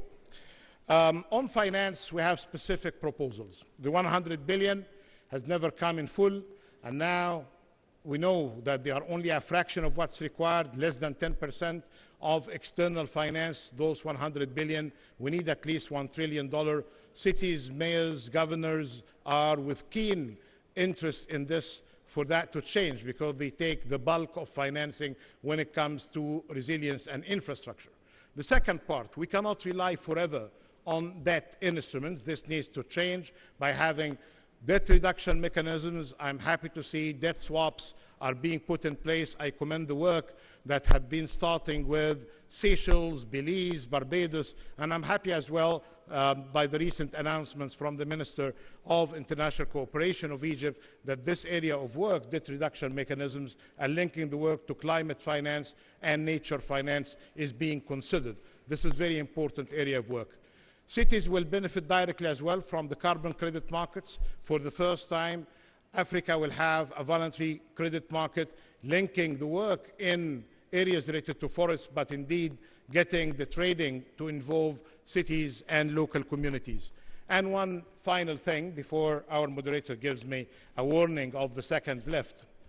One practical area of the work. Yes, we are talking about the partnership with the private sector in the race to zero, the race to resilience, and I'm happy with very good references to partnerships, especially in the race to resilience, as mentioned by the representative from Auckland, including the work on local governments for sustainability, ECLE. But we have as well other partners, C40, CDP, WRI, that all need finance. One simple proposal, and I know beyond your cities and local communities you have influence. We cannot continue with the system of finance as it is with us today. Yes, mobilize domestic resource mobilization, fantastic. Get some partners from the private sector, very much required. But without fixing the multilateral development finance system, when it comes to climate finance and development finance for low-income countries and low-middle-income countries like Egypt, will not really go in the progress path that we wish to have. So the proposal is simple. Maximum cost should not exceed 1%, grace period 10 years, and payback period for 20 years after the grace period.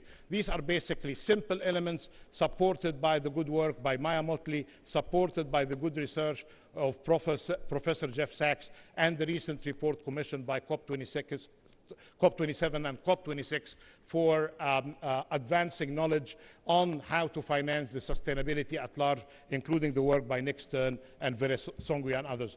We need your voice behind us when it comes to finance.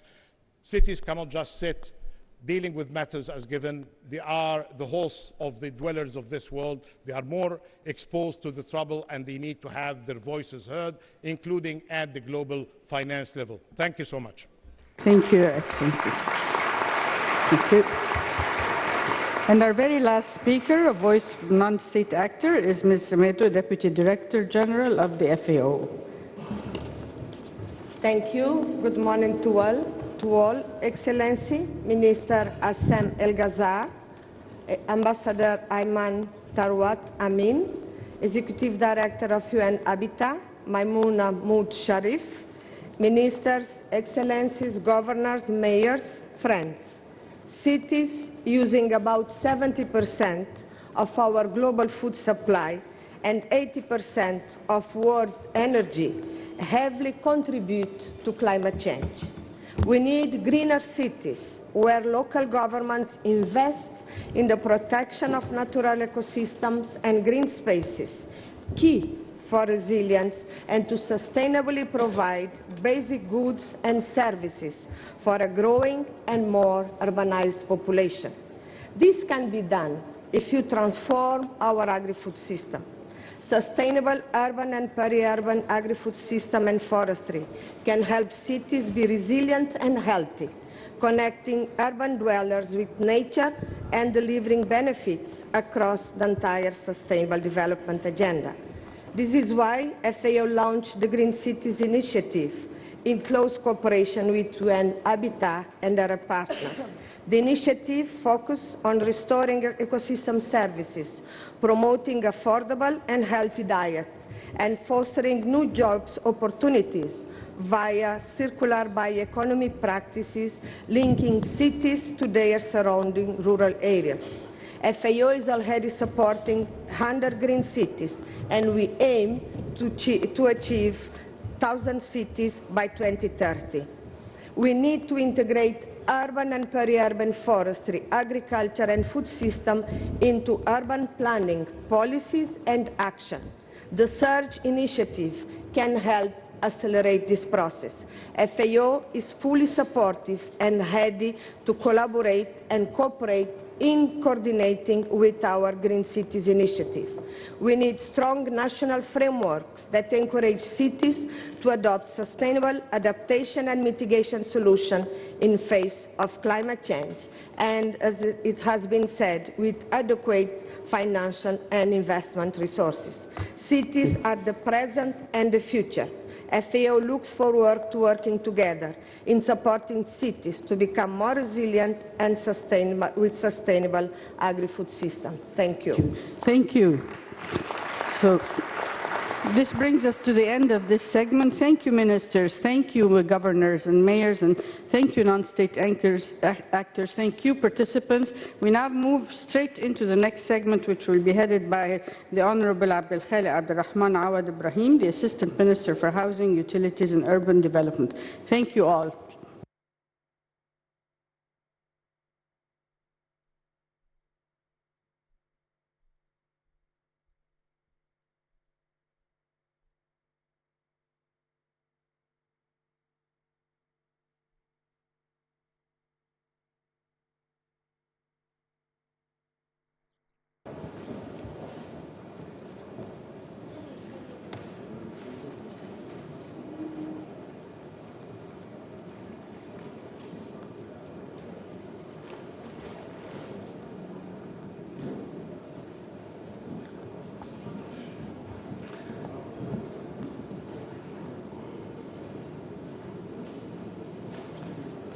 Excellencies, ladies and gentlemen, I welcome you to the second segment of the ministerial meeting on urbanization and climate change.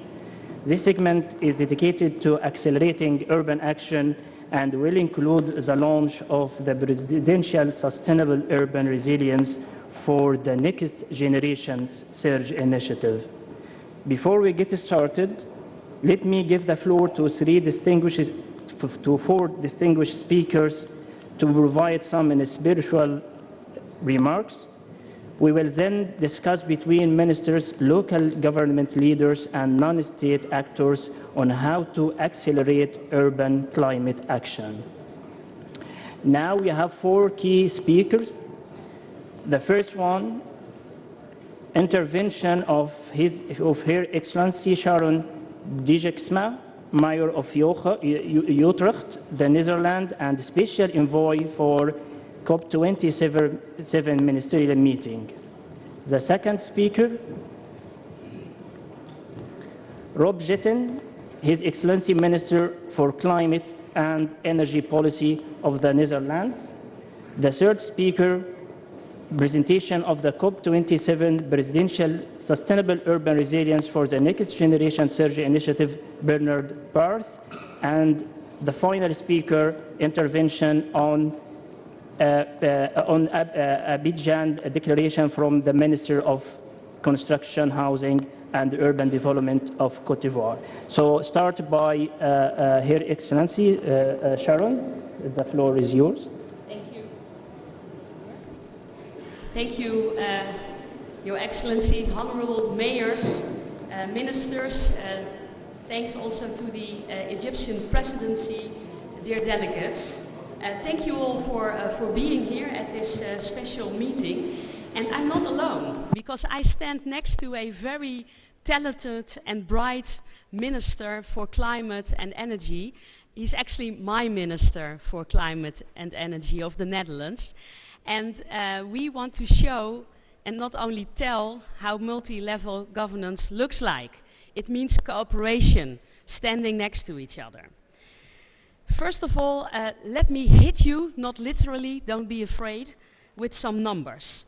We targeted 2030 as an important climate milestone to reach goals concerning the reduction of emissions. And do you all realize that we have less than 100 months until we reach 2030? Another one. Since 1990, we reached roughly 20% of our goal to reduce emissions with 80% of time used. Now we have 20% time left to realize 80% of our goal to come up with a significant reduction in 2030. All to say, dear people, we're in a hurry. Because in the end, it's not about numbers I just mentioned, it's about human lives that are at risk. And we, the people in this room, at this conference, are responsible for that. To be honest, I sometimes feel somewhat uncomfortable being together with magnificent climate champions if actually not enough significance happens. Around the world, people, mostly young people, are gluing themselves to our streets in desperate cry for attention. And yes, whatever you would think about their actions, it's also about the message behind it. Listen to us. Do something. Help us. Because them as the next generation is severely hit if we don't radically change the way we deal with our planet. So I'm not going to glue myself here on the stage, but as a mayor of the great Dutch city of Utrecht and also as a special representative for the city's network of ICLEI LGMA, I will use this platform to address something significant in climate policy and the way we should move forward, the involvement of cities.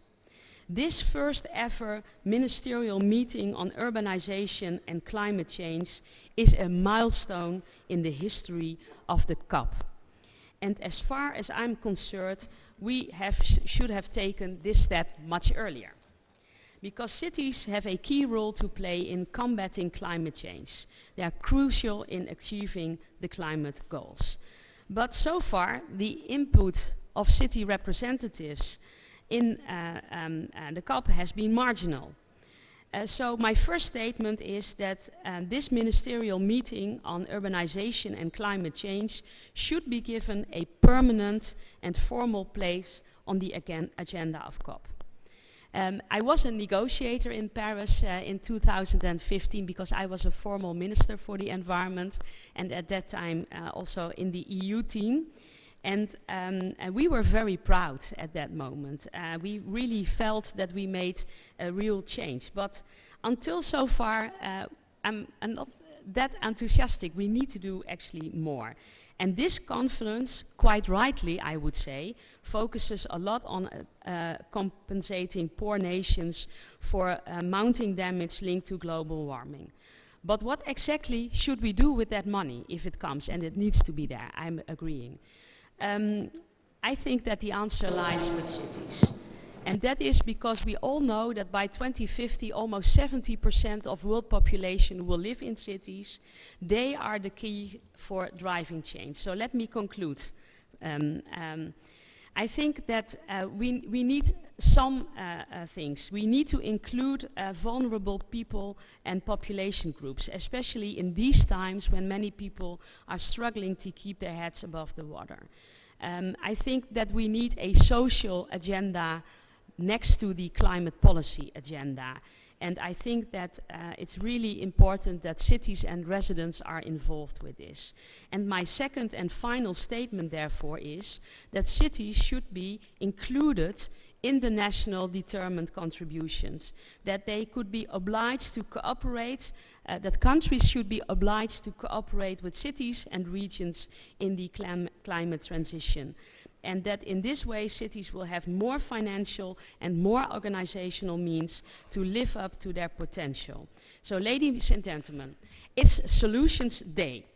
And the involvement of cities is the solution. The cities should be well positioned, and without their help we will simply fail. So please let us be formally on our agenda. I would now hand over the floor to my minister, but I would say let's hurry up. Thank you very much.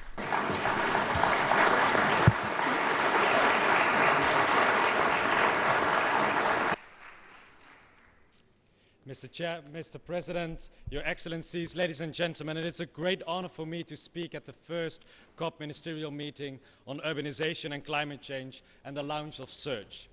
Because SURGE is a valuable initiative that will help us deliver on the 1.5-degree goal. Cities are at the forefront of climate change, and at the same time in cities there are many opportunities to speed up the transition.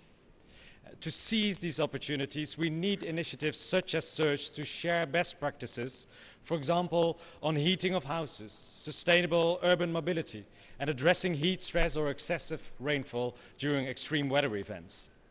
And as national governments, we need to support cities with the challenges they face. We also need to ensure that local and national measures complement each other. And in my experience in the Netherlands, we can only reach climate neutrality by 2050 if all layers in government work together closely. And that is why I meet on a regular basis with local authorities. And one of the best examples from the Netherlands is the city of Utrecht.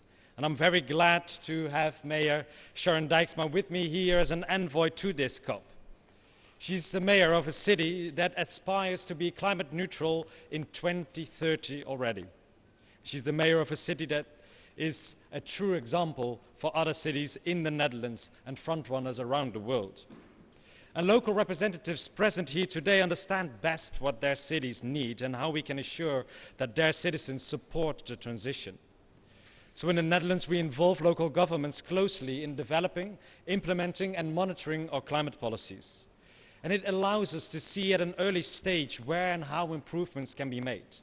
And by understanding what does and does not work at the local level, we can deliver better national policies. We can learn, for example, from actions to ensure that entire neighborhoods become fossil-free and to scale up sustainable modes of transport or clean cooking. And that is why my main message to all of you and to the Search Initiative is to expand the global network of climate neutral and smart cities so that we can build on each other's experience and so that we together can close the ambition and the implementation gap to 1.5 degrees. Thank you very much and good luck. Thank you very much. Thank you. Thank you. Good done. Thank you. So now I'm asking the third speaker, Bernard Barth, UN Habitat, talking about the Surge Initiative. The floor is yours. Thank you very much, Chair, Excellencies, ladies and gentlemen. I am supposed to be having slides. I believe they will come up any moment. It's my distinct pleasure to introduce the Surge Initiative briefly to you.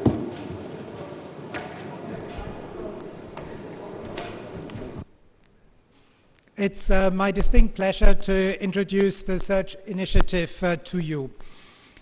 UN Habitat and ICLE have supported the COP presidency in the development of this initiative as one of 15 initiatives. Next slide. The objective of the Surge Initiative is to enhance and accelerate local urban climate action through multi-level governance, engagement and delivery through 5 integrated tracks, contributing to achieving the Paris climate goals and sustainable development goals. The vision of the Surge Initiative is effective multi-level governance to transform cities to be healthy, sustainable, just, inclusive, low emission and resilient urban systems for a better urban future for all. The objective and vision are translated into principles to ensure that these are upheld during implementation. The next slide, please. The Surge Initiative was developed in collaboration with many stakeholders in a multi-stakeholder process, including in-person consultations at the World Urban Forum in June, in Cairo in July, and at a briefing for member states and parties in Nairobi in September. A peer review also supported the development of the initiative. Next slide. The initiative will be delivered through integrated tracks. Each track will be implemented by working groups, chaired by parties, and supported by delivery partners, one international organization, and one city network with a strong track record in the specific sector. The 5 tracks are building and housing, urban water, urban mobility, urban waste and consumption, and urban energy. All 5 tracks address adaptation and mitigation priorities and support sustainable urban development overall. The critical cross-cutting issues are multi-level governance, climate change action planning, urban and territorial planning, climate finance, data, and capacity building. Next slide. In addition to the COP27 presidency, ICLE and UN Habitat, an interim steering committee has been formed drawing on the track partners. While over 100 organizations have signed up and endorsed Surge over the last weeks, local and national government sign-up have brought the total number of nearly 300 partners at this stage. Thank you. Thank you. The next speaker, His Excellency Minister Bruno Koni, Minister of Construction, Housing and Urban Development of Côte d'Ivoire.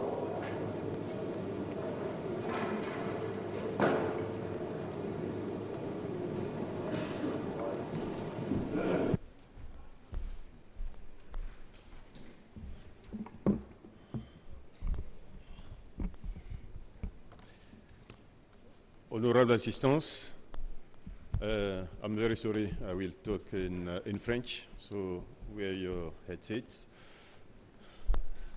Honorable Assistance, Mesdames et Messieurs les ministres, permettez-moi de remercier Son Excellence M. Abdel Fattah al-Sisi, Président de la République arabe d'Égypte, ainsi que les hautes autorités de ce pays, et de féliciter mon homologue, M. Hassem El-Ghazar, ministre du Développement, ministre du Logement, des Services publics et des communautés urbaines, pour avoir tout mis en œuvre avec la présidence de la COP27 en vue de la bonne tenue de cette table ronde ministérielle historique dans la foulée de l'initiative Surge qui vient de vous être présentée, initiative que, bien sûr, nous saluons et nous soutenons. La présente réunion ministérielle représente un cadre de dialogue pour l'action autour d'une réalité que nous connaissons bien, mais qui n'avait pas encore trouvé sa place institutionnelle dans les débats de la COP. Il s'agit de l'urbanisation, un phénomène marquant de ce siècle, en particulier pour l'Afrique, et un défi que nous devons néanmoins aborder comme une opportunité, comme un nouveau marché, comme un marché frontière. Et c'est dans cette perspective d'accélération de la transformation urbaine de notre continent que les ministres africains en charge de la ville ont décidé, en amont de la COP27, de se concerter les 20 et 21 octobre 2022 à Abidjan, en Côte d'Ivoire. Cette réunion de haut niveau a regroupé de nombreux experts, des maires, des gouverneurs, des investisseurs privés, directeurs de banques publiques de développement régional, national, infranational, tous résolument engagés en faveur de la transition urbaine sur le continent africain. Cette rencontre, organisée avec l'appui du FMDV, le Fonds mondial pour le développement des villes, de l'UMOA, du PNUD, de ONU Habitat, que nous remercions, du ministère français de l'Europe et des Affaires étrangères, a permis de mettre sur pied l'Alliance des ministres africains de la ville pour le financement. Cette alliance a, entre autres, permis d'adopter la déclaration d'Abidjan, sous l'intitulé « Libérer le potentiel transformatif du financement de la transition et du développement urbain ». Cette déclaration nous engage pour la mise en place d'un cadre d'action panafricain rapprochant les secteurs du développement urbain avec les sources de financement pour une localisation de ce financement. Ainsi, notre dialogue avec les ministres africains de l'Environnement et des Finances sera décisif dans les mois à venir. Il en sera de même du dialogue avec les banques commerciales, les investisseurs privés et les banques publiques multilatérales. L'objectif étant ici la reconnaissance et l'organisation de ce nouveau marché frontière en fonction de l'urgence de nos besoins et de nos réalités urbaines. Un travail spécifique de renforcement de la solidité des institutions d'intermédiation financière spécialisées dans le financement de l'urbain sera particulièrement nécessaire afin d'assurer un meilleur accès aux sources de financement existantes et d'organiser le maillage des compétences au plus près des villes et des territoires. En résumé, nous devons créer un nouvel intérêt avec des acteurs plus aguerris afin d'apporter une réponse plus efficace à l'urgence climatique, indissociable aujourd'hui de l'impératif du développement urbain durable. Mesdames et messieurs, la déclaration d'Abidjan que mes collègues m'ont demandé de partager avec vous est un appel à la mobilisation et à l'action concertée en faveur du climat. Because together we stand, divided we fall. You know that. Je voudrais donc clore mon propos en vous assurant que l'Alliance des ministres africains de la ville pour le financement salue votre détermination et se tient à vos côtés pour une transition urbaine durable dans nos pays. Je vous remercie.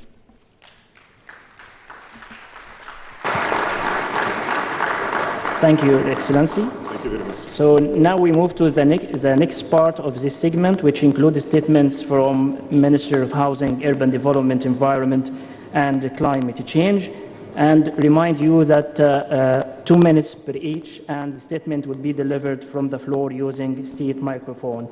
So starting by Democratic Republic of Congo.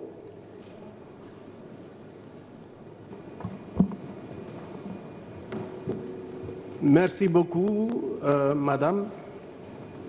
Mesdames et Messieurs, Messieurs les ministres et chers collègues, la République démocratique du Congo voudrait remercier le gouvernement égyptien et son président ainsi que son peuple. Remercier également l'ONU Habitat par Madame Maïmouna pour l'avoir associé aux travaux de COP27 relatif au changement climatique avec l'impact sur le développement de nos villes. Il y a lieu de rappeler que la République démocratique du Congo aujourd'hui se veut un pays solution avec son principal atout qui reste inégalé d'absorption de carbone, qui se situe aujourd'hui à plus d'1,2 milliard de tonnes de dioxyde de carbone. Et il y a lieu de rappeler qu'avec ces millions de forêts, la République démocratique du Congo est aujourd'hui un pays indispensable dans la lutte pour le changement climatique. Je disais donc que je remerciais tout le monde pour nous avoir associés à cette conférence, à cette réunion ministérielle sur l'urbanisation et le changement climatique. Le concept sur lequel nous échangeons aujourd'hui nous interpelle tous et exige qu'une réponse collective soit mise en place pour faire face aux challenges que nous impose la nature. En République démocratique du Congo, mon pays, le président de la République, Félix Antoine Tshisekedi Tshilombo, l'a répété plusieurs fois et dans plusieurs forums que notre pays est tout à fait conscient de cet état de choses dangereux pour toute la planète. C'est pourquoi la République démocratique du Congo s'offre comme un pays solution.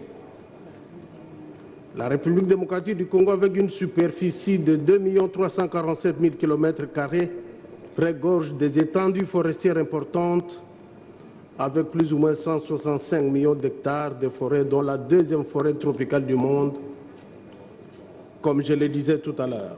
Je passe sous silence les ressources naturelles, dont les mines, la faune, la flore, ainsi qu'une biodiversité inégalée et extraordinaire. La problématique ici est de comment concilier les besoins de la communauté internationale et ceux de riverains vivant aux côtés de ces ressources solutions. Il faut concilier les paramètres écologiques, environnementaux avec ceux économiques, sociaux et de développement. C'est pour ça que nous avons, dans notre pays, élaboré ces 3 dernières années 5 projets bancables que where finance will be feasible, because it will be too expensive not to finance. And last but not least, it was said here, collaboration, partnerships, and exchanging experiences like we are doing here. Wonderful. Secretary General, last word of advice? No, you're going to have to leave. All right. And with you, I'm sorry, we're going to wrap up very quickly. Jerome, would you mind giving us one word of advice? I'm going to be really rude and say go for 2. The first thing is we're a huge supporter of the Buildings Breakthrough, and at the heart of the Buildings Breakthrough is a fundamental need for collaboration across the private and the public sector coming together, the sharing of our data sets, so that we all have a common understanding of the baseline that we're working to and the achievements that we need to progress with beyond that. The second thing I would argue is that, as I made my point earlier, working at scale means working at a district scale, a scale which communities can engage with. And we need to find, I believe, a new governance model which will be investable in, if you like, for the private sector to engage as well as the public sector to facilitate in order to bring about accelerated change at scale. Wonderful. I'd like to thank the panel for joining me here on stage, and we'll move to our concluding session. If you could take one quick family picture, we would be grateful.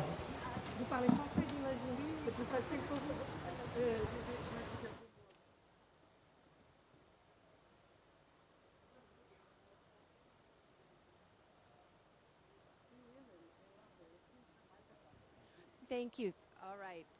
Hello. Microphone. Thank you all. Thank you so much. Thank you for joining us. I'd like now to invite up Christina Gamboa, the World Green Building Council CEO, who's going to wrap this up for us today and offer a few reflections on where we are, the buildings breakthrough, and the opportunities to come. So, Christina, welcome. Thank you. Thank you, Jennifer.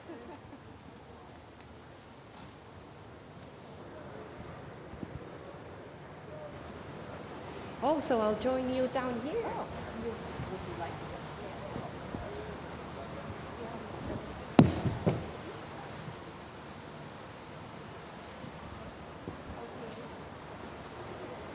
All right, thank you, excellent. So it's my pleasure here to give some final reflections on the session we hosted from the Marrakesh Climate Action Partnership. It is fantastic to see the quality and the diversity of speakers we had join us today. Today is Solutions Day. Today is Human Settlements Day. And we've seen in this session how the built environment can provide solutions for people. I was very inspired by the video we saw from the young champion of the earth for Africa, Sambi Mafe. She said, be true to your why. And I love that because we were talking about a lot of issues. Actually, we're addressing how to put people back to the heart of our decision making, and we heard it across the sessions. So at World GBC, I represent the network of 77 green building councils from around the world, and we are collectively, with all of you, putting people back at the heart of built environments that work for everyone everywhere. I want just to, as we're heading into the end days of COP, also acknowledge the huge effort of the building and construction sector, showing up strongly at COP27 with over 200 events, and at this thematic day, having even simultaneously events. This one, we have a ministerial and initiative from supported by the presidency surge from cities, the buildings breakthrough being announced. It's tremendous progress for our sector. And it actually is demonstrating to businesses, governments, and global leaders that the built environment represents a massive opportunity to deliver systems transformation to improve the livelihoods around the world. So why are we doing this? It is for people. We know our sector is not on track. We cannot kid ourselves. We are not here patting ourselves on the back. We're actually showing up our face, seeing the actors in the room who want to be right in the right page of history, and acknowledging that there are solutions out there, and also questioning ourselves on why aren't we doing more. We heard today a few ideas on how to scale up circularity in cities that are disruptive and intelligent and smart, and that the divide between what governments like Finland are doing that are cross-cutting edge doesn't mean that the global south cannot be inspired and do the same. Actually, there's a deep conversation that as we go back to the why, we find ways on the how, and that's also what I take from this session. So, of course, our sector is unique. We have a breadth of stakeholders, but we are actually, what I actually saw here today is that we're willing to work together and make sure that we are aligned in the outcomes we need to achieve. A key thing that has happened for our sector is that now we have one message, and it's loud and clear. The sector has to advance resiliency and half of emissions by 2030 to be a serious contender as a systems transformation initiative that can contribute to combat the crisis we face around the world. So we saw that cities and regional governments are key policy enablers. We saw those front runners, and we welcome that immediate action for that resilient future with circular practices and the just transition at their heart. Of course, we need to deepen collaboration between national governments and cities, but of course, the finance community is there to support us, to increase investments in urban nature, urban cooling, the built environment, increasing renewable energy accessibility, and enhancing resilience of communities. Why are we doing this? So civil society is key. Those of us that have the privilege to be here at COP are happy, let's say, because even though we're exhausted of the campaigns we've been running, we're happy because we are, let's say, imbibing that energy of the community that we see here at COP27. It is not really about the outcomes of the country's negotiations. This is the COP #1, if you like. This is the COP of people putting back the conversation on how to address those in the climate front lines today and be empathic and drive those solutions. So let's take that forward. Hopefully the outcomes will be great. We have the built environment breakthrough outcome that is going to be announced later today by 5 p.m., right? We have the buildings breakthrough announced that 2 countries, France and Morocco, are willing to take this forward with the support of 11 countries that Nigel Topping also referenced. And so let's mobilize, let's become activists, let's do this at scale, at pace. And of course, why are we doing this? People are our hearts. You heard Nigel Topping again, Roof Over Our Heads, launched this Monday. It is an unusual collaboration and coalition that anyone can support. This initiative is about getting it right, empowering women leaders to improve their livelihoods. Those housing that are not resilient and fit for purpose today are in the front lines. Those communities are the ones that deserve all the technicalities and solutions we talked about. Let's collaborate to make the solutions closer to them. It's about shared learning. We know the evidence. So let's say, join us to remembering what we need to achieve, but don't kid yourselves. You are a change maker yourselves. And let's put people back at the heart of everything we do. So thank you so much for joining us in this session, and enjoy Solutions and Human Settlements Day.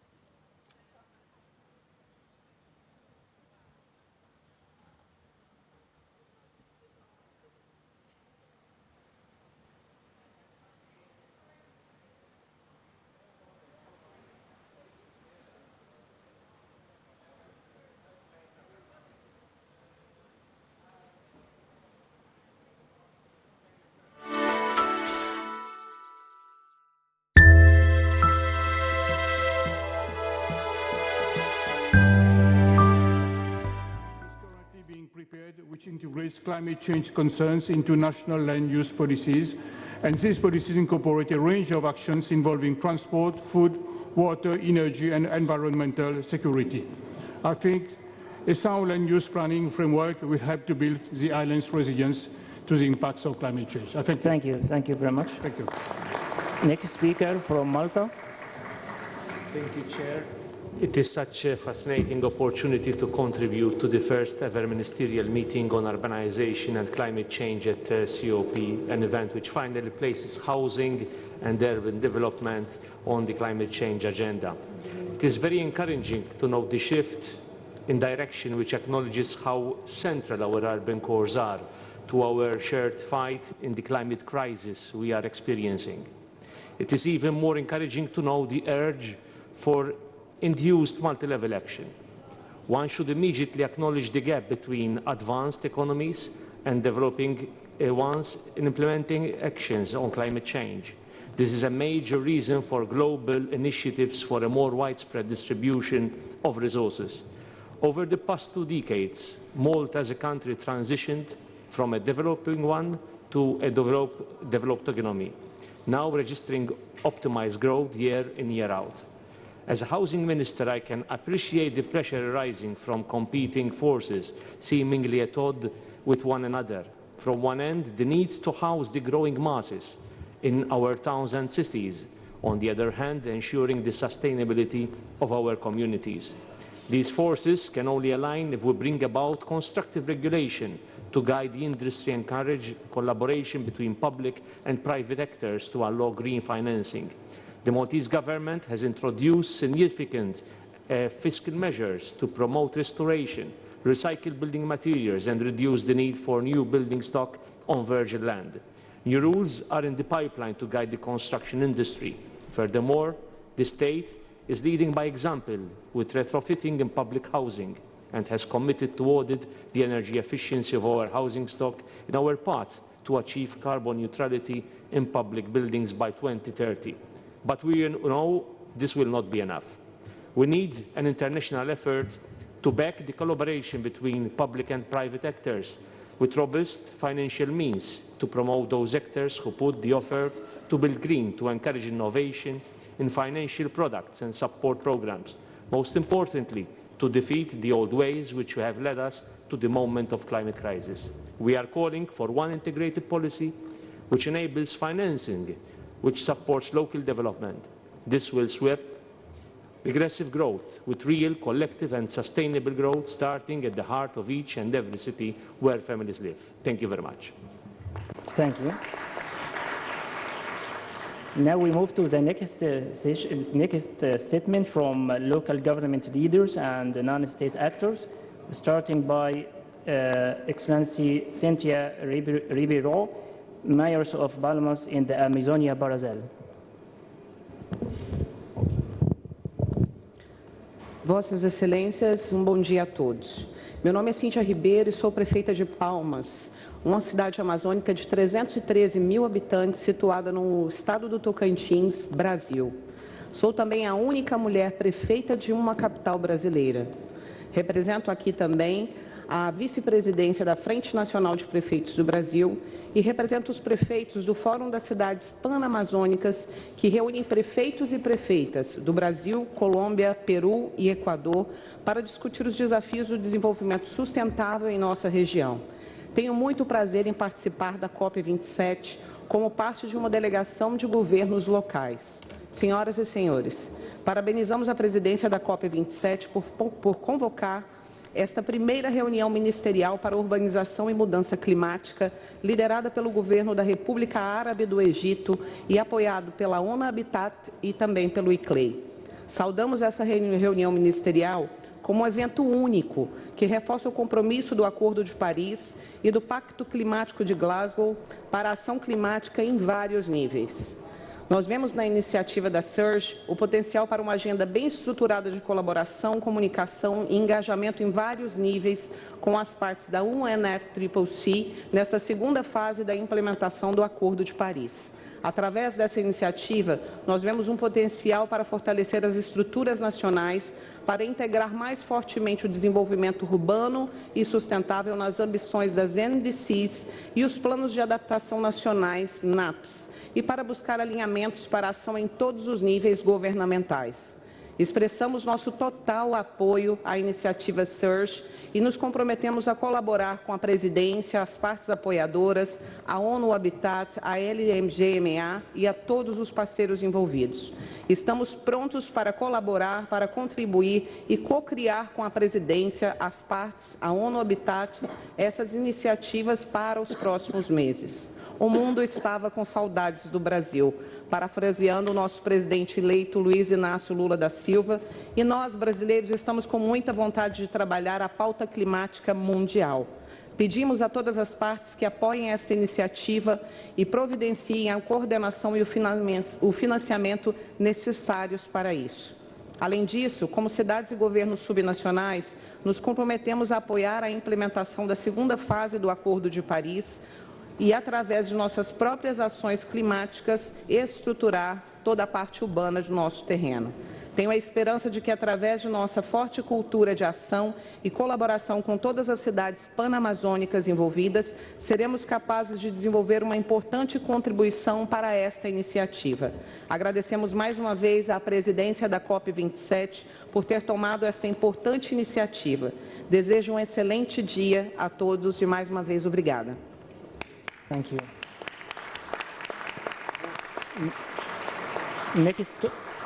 Next talk from EBRD.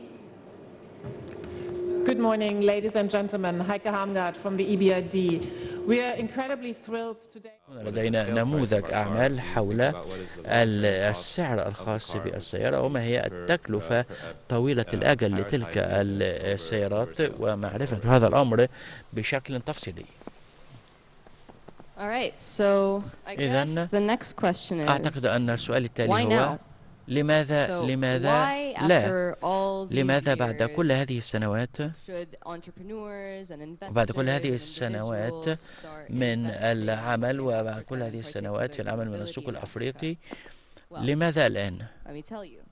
The next decade أقول of لكم change is going to come from أن Africa, and التغير we as a التالي سوف continent يكون من أفريقيا desire and ونحن demand innovation. كقارة We have نقوم proven بدعم time and الابتكار time again that we وأثبتنا are willing to مرات be early ومرات adopters أننا of technology, نسعى and للتكيف مع for-profit enterprises have التكنولوجيا come to وكذلك realize that, في and they see المشروعات the value in يجب that, أن يكون some of هناك them, at the قيمة very least. في بعضها. My next point is that climate النقطة change التالية besides هي أن poverty التغير المناخي disproportionately affect the global south, and in والانتقال particular, إليه like I said يؤثر earlier. على العديد من الفئات And imminent action needs to be taken وهناك in عمل order يجب أن يتم for القيام us to به make a dent in climate change. حتى نحدث فرقا. While energy is often a concern, الطاقة دائما شاغلا emerging مهم markets and جدا frontier وهناك markets أسواق like ناشئة وهناك أصوات في الصدارة Ghana, مثل رواندا وغانا are وكينيا actually very energy abundant. ولدينا وفرة في renewable sources and grids that are لدينا وفرة في progressively مصادر becoming greener. الطاقة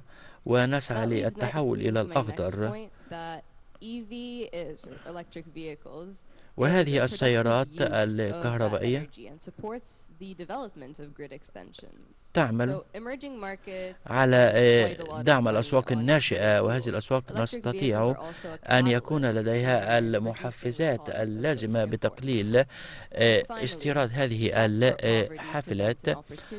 إذن فإن مكافحة الفقر يمثل فرصة مهمة يجب التعامل معها. كيف يمكن أن يكون لدينا تأثير؟ لدي هنا أحد النصوص وسأقول لكم شيئا ما.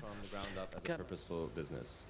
It started by asking the question, how do we deliver transport to the billions of people that car manufacturers aren't designing for, and whose business models, frankly. We wanted to create a platform that has both adaptation and mitigation خاصة بالمشروعات التخفيف والتكيف وكذلك التمويل الخاص بالقطاع الخاص في هذا الإطار. وأيضا لدينا المقاربة التي تسمى نوف. from EBRD mentioned. It is supposed to be a very practical and operational way to move from pledges to implementation. And we are ready to share this experience with all countries. During COP27, we were able to secure financing for these projects, concessional finance, innovative financing tools, including debt swaps on an energy pillar. So this can provide a very good example for governorates and for countries that want to do the same. We also have NOEFI Plus, and the plus here is for the transportation, for the urban transportation. This is a collective mobilization of resources from multilateral development banks, bilateral partners, and so forth. The other very important initiative is a COP27 presidency initiative, and it's the Sharm el-Sheikh Guidebook for Just Financing. We issued this guidebook on November 9th, which was Finance Day. This is a collective effort of different stakeholders, governments, multilateral development banks, philanthropy, private sector.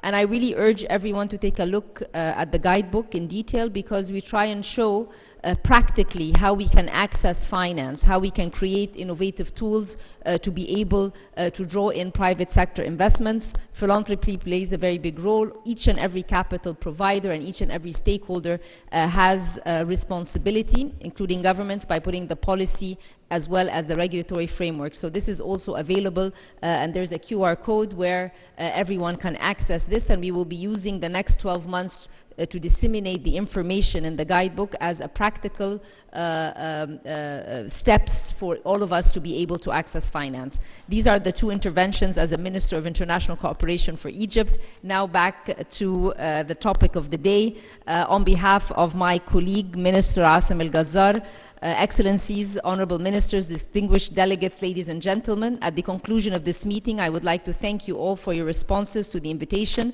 and for your very valuable contributions, appreciating the effort you have made since the first stakeholder meeting at the 11th World Urban Forum in June of this year and the subsequent open consultative workshop of relevant stakeholders in Cairo in July for the review of the Surge initiative. In its initial stages, we invite you all to continue in the same spirit of cooperation to ensure that multiple stakeholders and future generations are represented at every step of planning.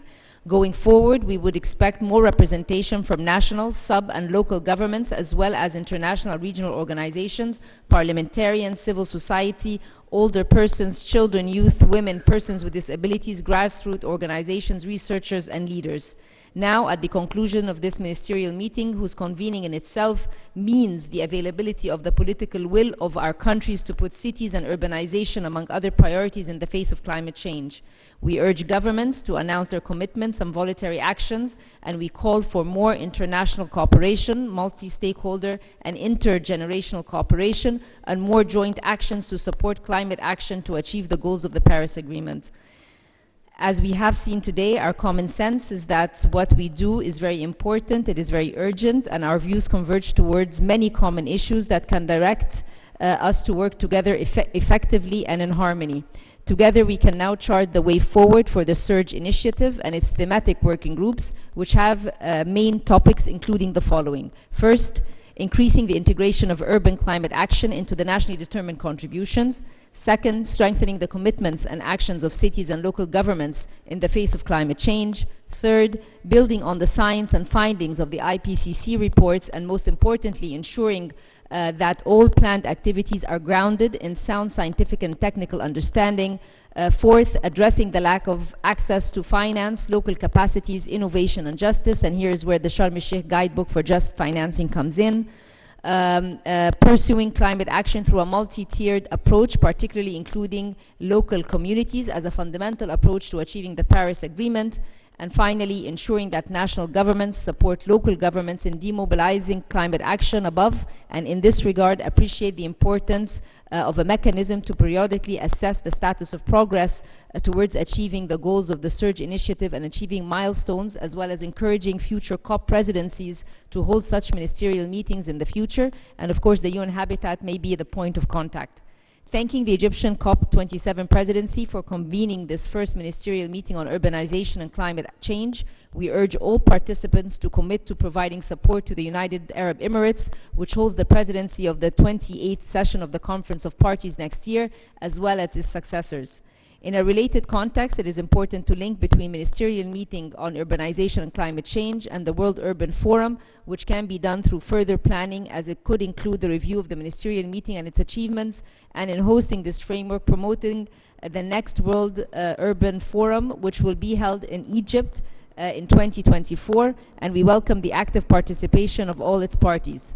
Ladies and gentlemen, this closing session is in fact the starting point for the dialogue around our global initiative. I would like to encourage you once again to involve your governments and ministries of housing and urban development in this dialogue and the Surge initiative. I urge you to pay attention to this collaborative effort to achieve our common goals and to take the necessary practical steps. We are racing towards developing plans and roadmaps for thematic working groups. As long as we maintain the spirit of cooperation and goodwill, let us work hard together to fulfill our responsibility towards future generations, together for implementation. Thank you very much.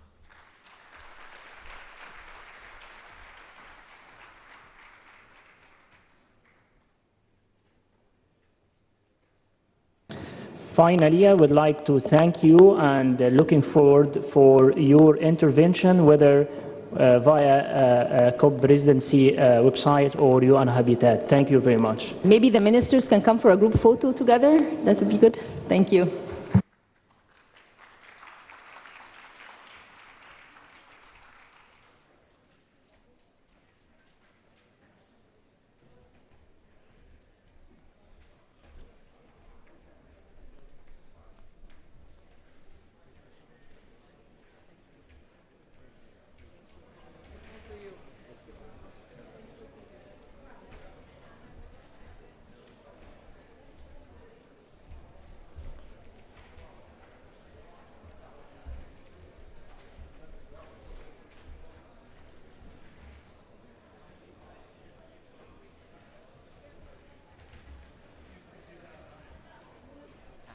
باستخدام التكنولوجيات التي تقلل الانبعاثات، وأيضا هذه الحالة الخاصة بهذه المركبات، وكذلك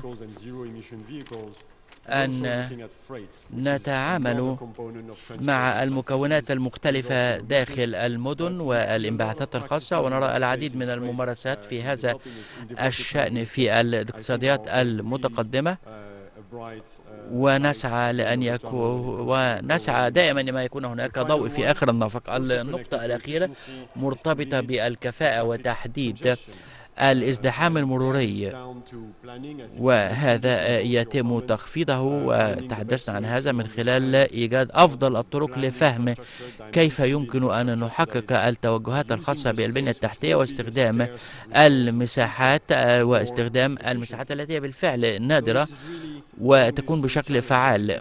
نحن هنا نتحدث عن التحديات والفرص أيضا لحشد التكنولوجيات لتحقيق المواصلات المستدامة، ولكي نتأكد أن المدن تعتنق مبدأ الاستدامة وتحقق النمو الاجتماعي من خلال هذا الأمر. وفي هذا السياق أشير إلى نقطة أخيرة: هذا الانتقال نحو الانتقال الحضري سوف يشمل التحول الرقمي الذي تمر به مجتمعاتنا كلها، مع بعض الأهداف الخاصة بالرقمنة. الرقمنة هي من يساعد ومن يقدم المزيد من الكفاءة وتقليل الانبعاثات وتحديد الازدحام المروري في المدن. والأخبار الجيدة في النهاية هو أننا لسنا وحدنا. القطاع الخاص مستعد لتنشيط موارده وتكنولوجياته، وأيضا هذه هي العمليات الخاصة بنا حول كيف يمكن أن نجعل المدن أكثر استدامة، وسنشاهد هذا فيما يلي. شكرا على هذه الملاحظات، وأتفق معك. نعم، بدون الطرق الوصول فلن تكون هناك آليات للتنفيذ. أتفق معك فيما يتعلق بالرقمنة، فإننا أتفق معك تماما في هذا الصدد. هناك بالفعل طرق وصول محدودة، ويجب أن يتم العمل على هذا الأمر، وأن يتم بناء العديد من الإجراءات حول هذا الشأن. أود أن أوجه لك سؤال: كيف سيبدو المستقبل من وجهة نظرك؟ شكرا جزيلا، وأشكر زميلي المتحدث على الأفكار القيمة التي طرحها. أنا أعتقد أن مستقبل المدن سوف يعتمد على السياسات الحالية، السياسات التي يتم تطبيقها ما هي التي ستحدد ما ستكون عليها المدن في المستقبل. نحن نعمل بشكل لصيق مع الدول الأعضاء، وأيضا نحاول أن نزيد الدور الذي تقوم به المدن لكي تكون أكثر استدامة وأكثر صمودا وأكثر شمولا فيما يتعلق بالمواصلات. نحن نهدف لأن يكون لدينا مدن مستدامة ومدن تتميز بالصمود، وبالتالي كيف يمكن أن نصل إلى ذلك؟ يجب طرح بعض الحلول وبعض الأفكار فيما يتعلق بخلق مثل هذه السياسات وتلك الأطر، وكذلك كيف يمكن أن تعمل المدن في هذا السياق. وكما كنا نعمل مع الأطراف المتعددة، فإننا يمكن أن نقول أن أحد العوائق المتاحة هي حول التعاون والتعاضد. إذن نحن هنا نتحدث عن خلق العديد من المنصات وبين دولنا الأعضاء وكذلك أصحاب المصلحة، وهذا يعني أننا نذهب لما وراء الأمور وأن نقوم بتقديم العديد من الحلول التي يمكن أن تساهم من خلال القطاعات الأخرى مع الدول الأخرى. وكما ذكرت أهمية استخدام الأراضي وأيضا ما نقوم به وما يقوم به أصحاب المصلحة لتسهيل مثل هذا التحول في المدن. لذا نريد أن نعرف أصحاب المصلحة الذين سيكونون داخل هذا الشأن، سواء كانت جهات محلية أو جهات وطنية. وهناك قضية أخرى وهي التي تركز على إتاحة الفرصة لتبادل المعلومات والبيانات عبر العديد من أصحاب المصلحة وبين المدن. هذا أمر مهم جدا ويساعد في تحقيق المزيد من التعاون.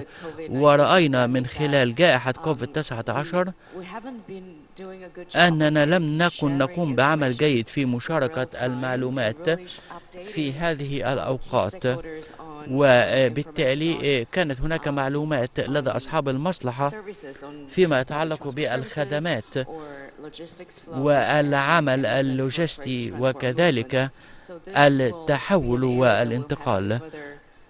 نحتاج أن يكون هناك مزيد من التحسن في هذا الشأن حتى تتمتع مجتمعاتنا بالمزيد من الصمود الخاص بسياسات النقل، وأن نعد المجتمعات لأن قد يكون هناك في المستقبل جائحة أخرى وكذلك تأثيرات التغير المناخي. لذا فإننا أطلب منكم أن تشاركوا تلك المبادرات الخاصة بالمدن وتعاونها ومشاركة بعض الدروس المستفادة والمعرفة الخاصة بتخفيض انبعاثات الكربون والمواصلات الكهربائية. وشكرا جزيلا على هذه الفرصة. شكرا على هذه الأفكار. قلت شيء في النهاية وهو شيء مهم، هو كيف يمكن أن نعد أنفسنا لجائحة مستقبلية. إذن هذا هو التعاون والتكامل الذي كنا نتحدث عليه ليس فقط في قضية المواصلات ولكن أيضا في القضايا الأخرى. إذن نستطيع أن ننتقل إلى الجلسة التالية، والجلسة التالية ستكون مع توماس. وبشكل خاص أود أن أسأل سؤالا لكي نضع الأولويات الخاصة بالمدن. فبينما نحاول أن نقلل الانبعاثات فإننا أيضا نحتاج أن نفهم بشكل جيد السياق وأن نعرف الحلول الممكنة. هل يمكن أن تحدثنا عن بعض المنظورات الخاصة بك حول إتاحة البيانات؟ بالتأكيد البيانات هو موضوع مهم يتم طرحه عبر العامين الماضيان. نستطيع التعامل مع البيانات من منظوران مهمان. هناك البيانات التي نحتاجها لفهم السياقات، وأساس صناعة القرار هي البيانات. وهناك الجانب الآخر هو البيانات الرقمية، ونحن جميعا نولد كميات من البيانات. إذا كنا نتحدث عن العبء المناخي فإننا نود أن نتحدث عن القيم الأخرى المرتبطة بالبيانات الرقمية التي يمكن مشاركتها والتي يتم استخدامها لإيجاد الحلول. كما ذكرنا من قبل، لا أعتقد أننا كان هناك نقاش كبير حول البيانات وحول الرقمنة، والأمر مرتبط بالمعرفة، هي أن البيانات تكون أكثر قيمة حين يتم مشاركتها. ودائما ما يحدث أن تكون البيانات لدى شخص واحد،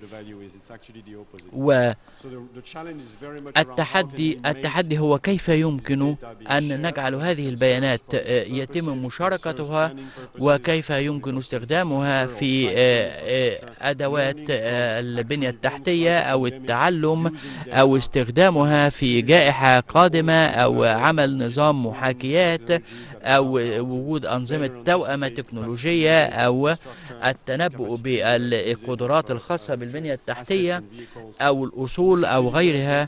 ولهذا فإن البيانات مهمة جدا لكل النظم البيئية والاقتصادية، والمدن يمكن أن يكون لديها تنظيمات وأمثلة وكما ذكر في مدينة لشبونة في عام 2016 حين بدأ ظهور العربات الكهربائية في الولايات المتحدة أو أوروبا. كان هناك مشكلة، بعض الأصول تركت على الطرقات، وكان هناك حاجة لإدارة كل هذه الأمور. وأيضا تم التواصل مع مشغلي هذه وسائل المواصلات، هذه السكوتر، وقيل أنه يمكن التعامل مع هذا الأمر إذا كانت هناك مشاركة للبيانات. وهو هنا السؤال: كيف يمكن استخدام هذا السكوتر، وكيف يتم التعامل؟ هذا نوع من الأمثلة حول القدرات التي يمكن أن تتاح والتي يمكن أن توفرها مشاركة البيانات. أيضا نتحدث هنا عن قضية خلق المساحات، وأن يكون هناك مجموعات مختلفة من الشركات الناشئة التي تستطيع أن تطور التطبيقات التي تكون مفيدة للملايين وغيره الكثير. هناك أمثلة كثيرة حول المؤسسات العامة التي تستطيع أن تتيح مشاركة البيانات، وهذا سيكون له قيمة كبيرة، ليس فقط قيمة اقتصادية، ولكن أتحدث عن قيمة بيئية وقيمة اجتماعية أيضا. نحن أيضا نتحدث عن تقليل الانبعاثات، ودعني أسيق لك مثال صغير. حينما كنا في المجلس الأعمال وكان هناك حديث عن أحد المنتجات الألبان في المملكة المتحدة، وكنا لدينا بيانات تم نشرها فيما يتعلق بكثافة الكربون الخاصة بالكهرباء التي يتم إنتاجها. ومن خلال المحاكاة البسيطة باستخدام هذه البيانات اتضح لنا أن تكلفة الأيزو التي تقوم بها هذه الشركة هذه الشركة يمكن أن تقلل انبعاثاتها بنسبة 50%، وإذا ما تم التعامل بشكل أكثر كفاءة مع التوصيل. إذن هذا يؤكد لنا أن البيانات تكون لها قيمة حين يتم مشاركتها، وهذا يسمح بالانتقال للمزيد من العمل. وهذا هو منظوري الخاص بالبيانات. شكرا جزيلا على هذا. قلت مرارا أن البيانات هي العملة الجديدة التي ستكون مستخدمة في المستقبل. إذن أود أن أقول أن البيانات يكون لها قيمة أكبر، تتحدث عن تخفيض تكلفة بنسبة 50%. هذا أمر مهم جدا. أود أن أنتقل إلى سيادتكم ونتحدث عن متطلبات تطوير السياسات الخاصة بالبيانات. وهناك أيضا العديد من القضايا الخاصة بتغيير السلوكيات الاجتماعية، لا يمكن أن تتم من غير سياسات أو إرادة سياسية، وأيضا أن يكون هناك نوع من المشاركة والتعاون. ونتحدث هنا عن العمل السياسي الذي يوصلنا إلى تقليص انبعاثات الكربون. شكرا على المناقشة، مناقشة ثرية جدا. حين الأمر مهم جدا حين نتحدث عن السلوكيات التي يجب تغييرها.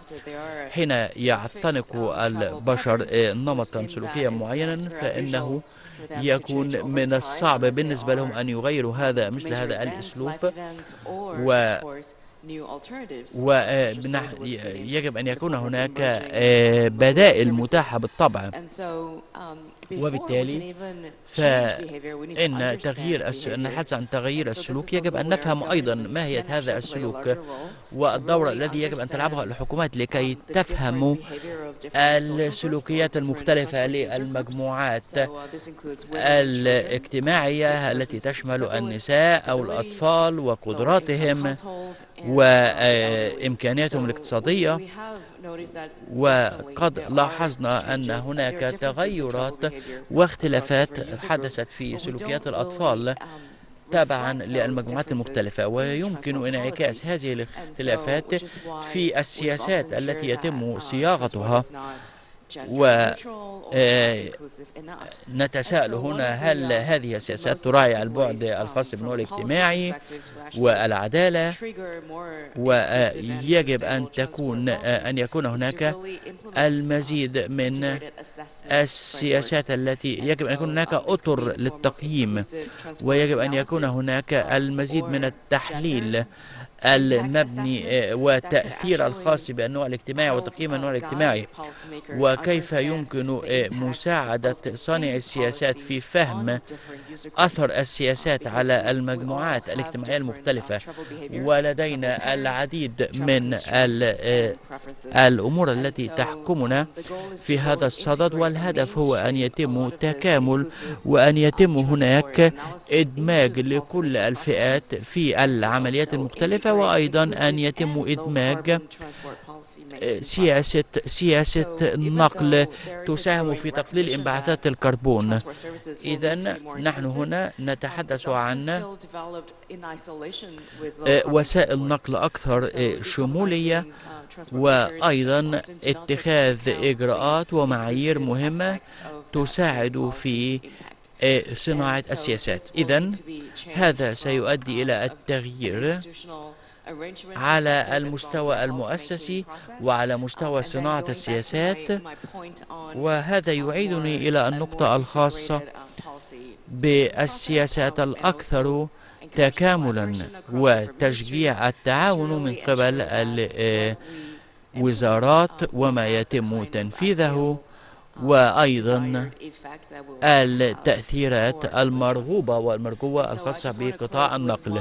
وأنهي بمثال واحد رأيته كان ناجحا، وهو ما قامت به حكومة كندا فيما يتعلق بالإعلانات المبنية على النوع الاجتماعي، وهذا إطار تقييم يشمل كل القطاعات الخاصة بالحكومة الكندية. وهذه الإعلانات المبنية على النوع الاجتماعي تشمل العديد من البرامج التي تخص قطاعات متعددة، ويستهدف هذا إدماج كل الفئات وكل العناصر، وكي نتأكد أننا نستطيع أن نكون فاعلين ونضع معايير فاعلة ومؤثرة لتحقيق نوع من الاستدامة. شكرا على هذه المدخلات. نتحدث هنا عن شيء ذكرناه من قبل، وهو أن السلوكيات يجب أن تتغير، وهناك سلوكيات مهمة، وكيف يجب أن يكون البشر. ننتقل إلى أندي، وسؤالي إليك هو حول العديد من الحلول التقنية التي يجب أن تؤخذ في الاعتبار، وهذا يعتمد على ما يتم في المجتمعات المحلية وفي المدن. من فضلك حدثنا عن بعض وشارك معنا بعض الحلول التي تمت على مستوى المدن في التحول الخاص بقطاع النقل، وكيف كان هذا الأمر ناجح في الوصول إلى الغايات. شكرا جزيلا، وسأسيق لك مثالان من نيويورك وواحد من أمريكا اللاتينية. أولا أتحدث عن مدينة وارسو التي واجهت العديد من القضايا الخاصة بالتلوث الناتج عن حرق الوقود، وكانت هناك رغبة شديدة في الحصول على قطاع نقل نظيف. وأيضا لدينا التعامل مع قضية الانبعاثات الناتجة من المركبات، وكان هناك سعي للوصول إلى صفر انبعاثات من خلال استخدام الحافلات الكهربائية.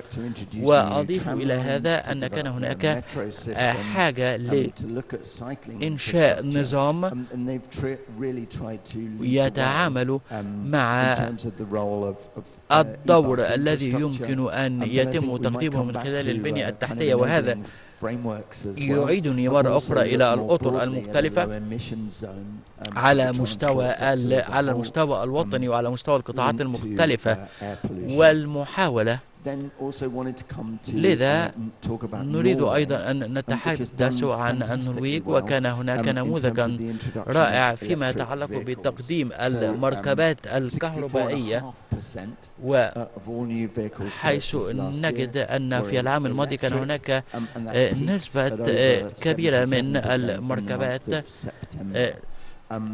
نسبة 67% من المركبات أصبحت كهربائية، وهناك يتم تقديم حوافز مالية، ورأينا أن هناك تشريعات وطنية تتعامل مع تلك المركبات، وهناك التغيرات التي حدثت في السياسات. وأعتقد أن يجب أن يكون هناك انتقال في السياسات واستخدام للتكنولوجيات التي تمكن من ازدهار هذا الانتقال.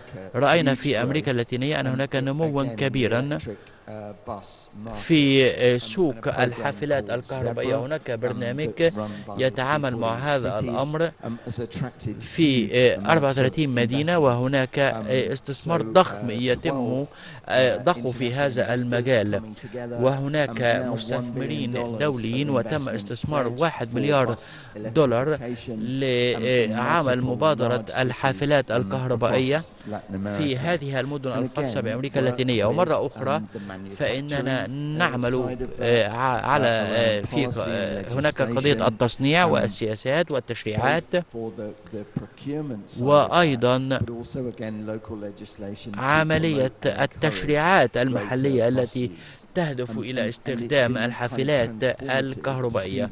ومن المهم أن نجد أن هذه المقاربة قد أدت في تحقيق نوع من الاستثمار المستقبلي في هذا المجال، وهذا هو الشكل الذي نسعى لأن تكون عليه المدن. ولكن أعتقد أن تنوع الأمثلة يكون أكثر شمولية وأكثر استخداما، وبصفة خاصة إذا ما كنا نتحدث عن المدن التي لها دور القيادة فيما يتعلق بالاستثمارات. وهذا يعطي إشارات ودلائل عامة يجب أن يتم، والدور الكبير الذي يمكن أن تلعبه هذه الآليات وتلك الأمور بصفة خاصة إذا ما تحدثنا على الجوانب الخاصة بالنظم البلدية. شكرا على هذه المدخلات. خطر على بالي سؤال. أعتقد أن الانتقال إلى البنية التحتية المستدامة مثل ما ذكرتم أمر مهم، ولكني أحيانا أفكر بما سيحدث للمركبات الحالية والبنية التحتية الحالية. ما رأيكم؟ ما الذي يمكن أن يتم فعله مع هذا الأمر؟ هل يجب أن يكون هناك تفاعلا وتعاونا مع المدن؟ نعم، لدينا أحد الأفكار الخاصة، ونعمل مع شركاء ونحاول أن نسمح بمشاركة الخبرات بين المدن في هذا الأمر، وأن يكون لدينا نظام شراء مرتبط بهذه التكنولوجيات، وليس فقط الحافلات الكهربائية، ولكن أيضا نتحدث عن اقتصاد المدى والممارسات الخاصة التي تكون جاذبة للقطاعين العام والخاص ومستثمريهم. ونحن نتحدث عن كيفية التعامل مع هذه المركبات، وكيف يمكن أن يتم إعادة استخدامها بشكل مختلف، وننتقل بالمدن إلى أن تكون لديها القدرة على استخدام تلك الأصول وهذه البنية التحتية. وهنا هذا هو التحدث، التغير الذي نسعى إليه. أعتقد أن هذا سؤال مهم، وأريد أن أوضح أمرا مهمان. الأول هو أن الاستدامة وسائل المواصلات تعني أن يكون هناك استدامة لعملية التصنيع، وبالتالي فإن هناك قضية كيف يمكن أن نضع الأولويات الخاصة بالحكومات والهيئات البلدية والمجتمعات المحلية لوضع خطة الطريق التي هناك الكثير من المصنعين الذين يتعاملون مع السيارات المستعملة ويستخدمونها باعتبارها مواد أولية يتم استخدامها لعمل السيارات الحديثة. إذن السؤال هو: ما هو دور المدن حين نتحدث عن تنفيذ الأمر؟ ما هو دور المدن؟ هنا نذهب إلى السؤال الأول وهو الخاص بتمكين التطور الخاص بالنمو الاقتصادي وعمل مراكز تفكيك ومراكز إعادة تصنيع التي سوف تساهم، وهناك البطاريات التي ستسافر مسافات آلاف الكيلومترات حتى يتم تشغيلها أو تركيبها في سيارات من بلد أخرى. نحتاج توطين هذه الصناعة. والنقطة الثانية، سامحني، هناك العديد من النقاط. النقطة الثانية هو أنه بنية أساسية قديمة وبنية أساسية جديدة في أي مدينة أو في أي مستخدم للطاقة في هذه الغرفة أو في أي مكان آخر. إذا ما كان هناك فرصة لاستخدام السيارات الكهربائية لتحقيق الصمود، فإنها ستكون هذه الفرصة المناسبة. مهما قلنا فإن استخدام الأدوات التقليدية في النقل سوف يؤدي إلى تحقيق تعطيل للانتقال الذي نسعى إليه. نحن نسعى للتحقيق أن يكون هناك إدارة ذكية للأصول الخاصة بالطاقة، وأن يكون هناك ارتباط بين سلاسل بين أنظمة القيمة المختلفة، وكذلك السؤال الخاص بالبنية التحتية هو سؤال حول الفرص التي تسمح بهذا الانتقال. شكرا توماس على هذه الملاحظات الإضافية. لم نتحدث عن التكنولوجيا في المدن التي قد يمكن أن يتم توسيع نطاقها عبر الأقاليم. إذا ما كنا أتحدث على منطقة المحيط الهادي وآسيا، فإننا نتحدث عن مجموعات متنوعة ومستويات مختلفة من التكنولوجيا، ولذا فإن هناك أساليب مختلفة يتم التعامل بها من خلال الحافلات وغيرها، ونحن نحاول أن يكون لدينا البنية التحتية التي تقدم العديد من الأمور الهامة مثل خدمات الواي فاي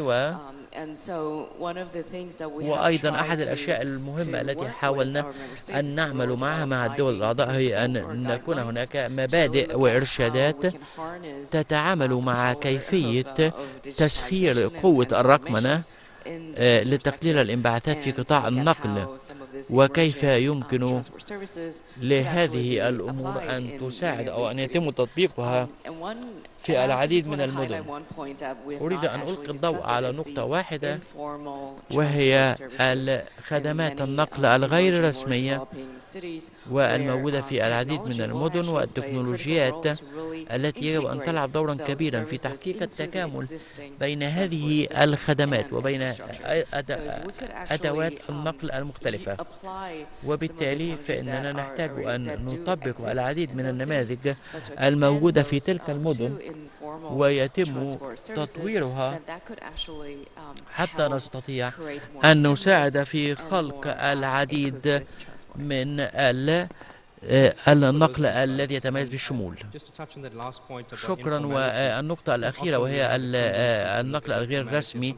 حين نتحدث عن غير الرسمية قد يبدو الأمر كأنه أمرا سلبيا، ولكن هذا الأمر قد يكون مرتبطا بالصمود فيما يتعلق بالاقتصاد الدائري. ويبدو أنك تود أن تضيف شيء ما. أريد فقط نحن كنا نعمل مع العديد من مع حملة معينة في هذا الأسبوع، وكنا نتحدث مع رواد المناخ وزملاؤنا هنا في الكوب، وتحدثنا عن قطاعات مختلفة، وكان هناك جلسة مهمة حول منطقة الجنوب الصحراء، وكنا نتحدث عن التعامل مع تلك القضايا وما يجب أن يقوم به صانع السياسات، والدور الذي يجب أن يلعبوا فيما يتعلق بقطاع النقل الغير رسمي وكيفية التعامل معه. في نهاية الأسبوع الماضي كان من المهم أننا كان لدينا العديد من البيانات التي كنا نرغب في ترجمتها. Geospatial data, then we do need to be kind of looking at and engaging with in kind of co-design of. Why should we pay the highest price? And this is why we must talk. ولهذا فإننا يجب أن نتحدث عن العدالة المناخية. أود أن أشير إلى نقطة، وهي ليست بنقطة، هي أنه في هذه الغرفة هناك نوع من الديموغرافية المفقودة، وهناك مسؤولية كبيرة تقع على عاتق الموجودين في هذه الغرفة في هذه الظروف وفيما يتعلق بالأجيال القادمة، ولا توجد هناك مناقشات كافية. ومسؤوليتنا عن الأطفال الذين تم ولادتهم على هذه الأرض يجب أن يستمتعوا بما تم خلقه للبشرية. إن إنشاء مفهوم الخسارة والضرر لم يكن بالأمر الصعب. إننا نسعى لتحقيق التزام سياسي، ونحتاج أن ننتقل إلى قضية من قضية الالتزامات السياسية إلى القرارات الخاصة بتمويل الخسارة والضرر. هذا هو الحد الأدنى المقبول الذي يمكن تحقيقه في هذا الوقت، وأي شيء أقل من هذا إذا لم يتم تأسيس تمويل خاص بالخسارة والضرر فإننا هنا نكون مقصرين في حق شعوبنا. لدينا شعوب يصارعون من أجل البشرية. من الذي يستطيع أن يتحمل ضياع تلك الفرصة؟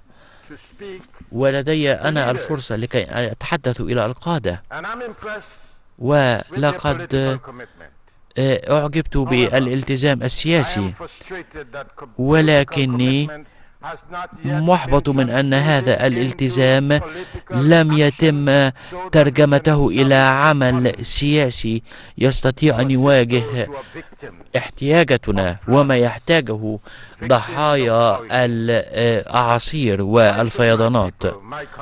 لماذا يعاني الشعوب لدي في بلاد أنتيغا إذا ما كان لدينا إعصار مثل الذي شاهدناه في عام 2017 والذي دمر العديد من الجزر؟ لماذا يجب علي أن أذهب إلى الأمم المتحدة لكي أقف وأطلب من الدول أن تقوم بالإحسان على بلادي؟ هذا لم يكن أمرا جيدا فيما يتعلق بدولة جزر صغيرة. لماذا تواصل جزر المحيط الهادي في أن تواجه تآكل السواحل والشواطئ؟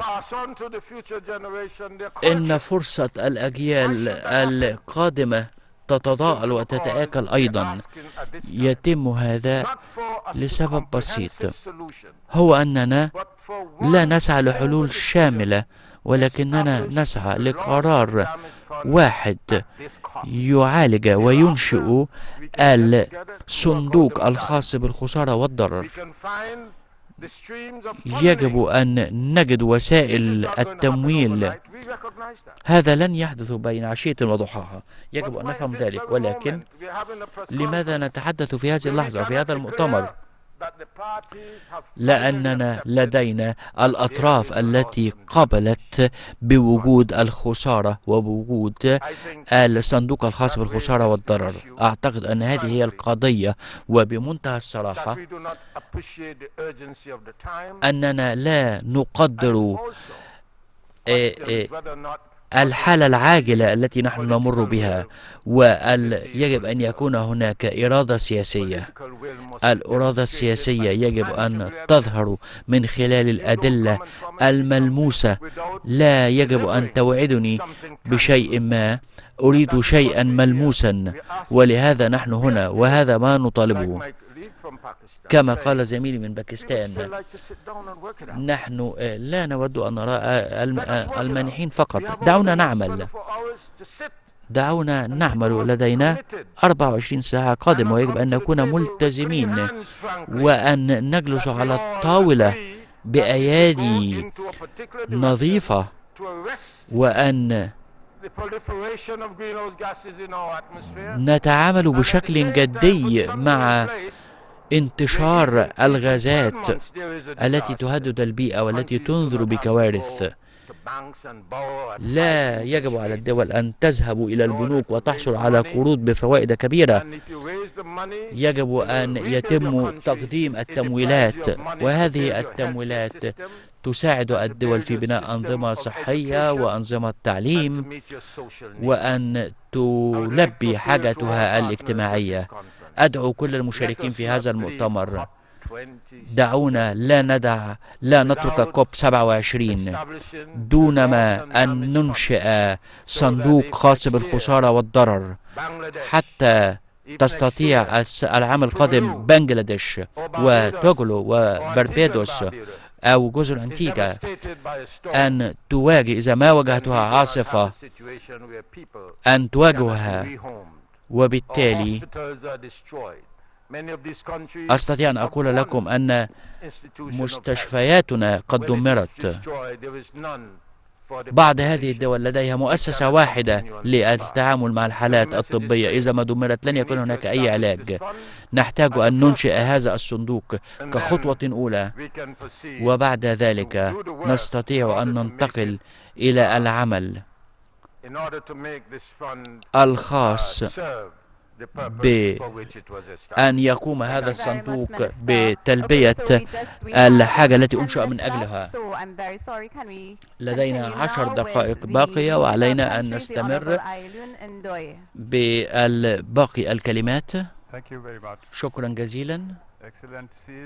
حضرات السادة والسيدات، اسمحوا لي أن أتحدث باللغة الفرنسية. Mesdames, Messieurs, à ce stade du processus de négociation, nous connaissons tous les enjeux et les attentes. Nous vivons déjà les conséquences du changement climatique, et nos pays qui constituent les plus vulnérables et les moins pollueurs. I just want to say, I think it's vitally important, and I agree fully with you about matching investors. هنا أن نتحدث عن الفرص والمشروعات، ونحن هنا نتحدث عن 14 عاما، وخلال هذه الأعوام نتحدث عن المهارة التي يتم من خلالها توجيه الأموال التي يمكن أن تكون تتميز بالطبيعة المصرفية. نعم، هناك بعض الأمر يتعلق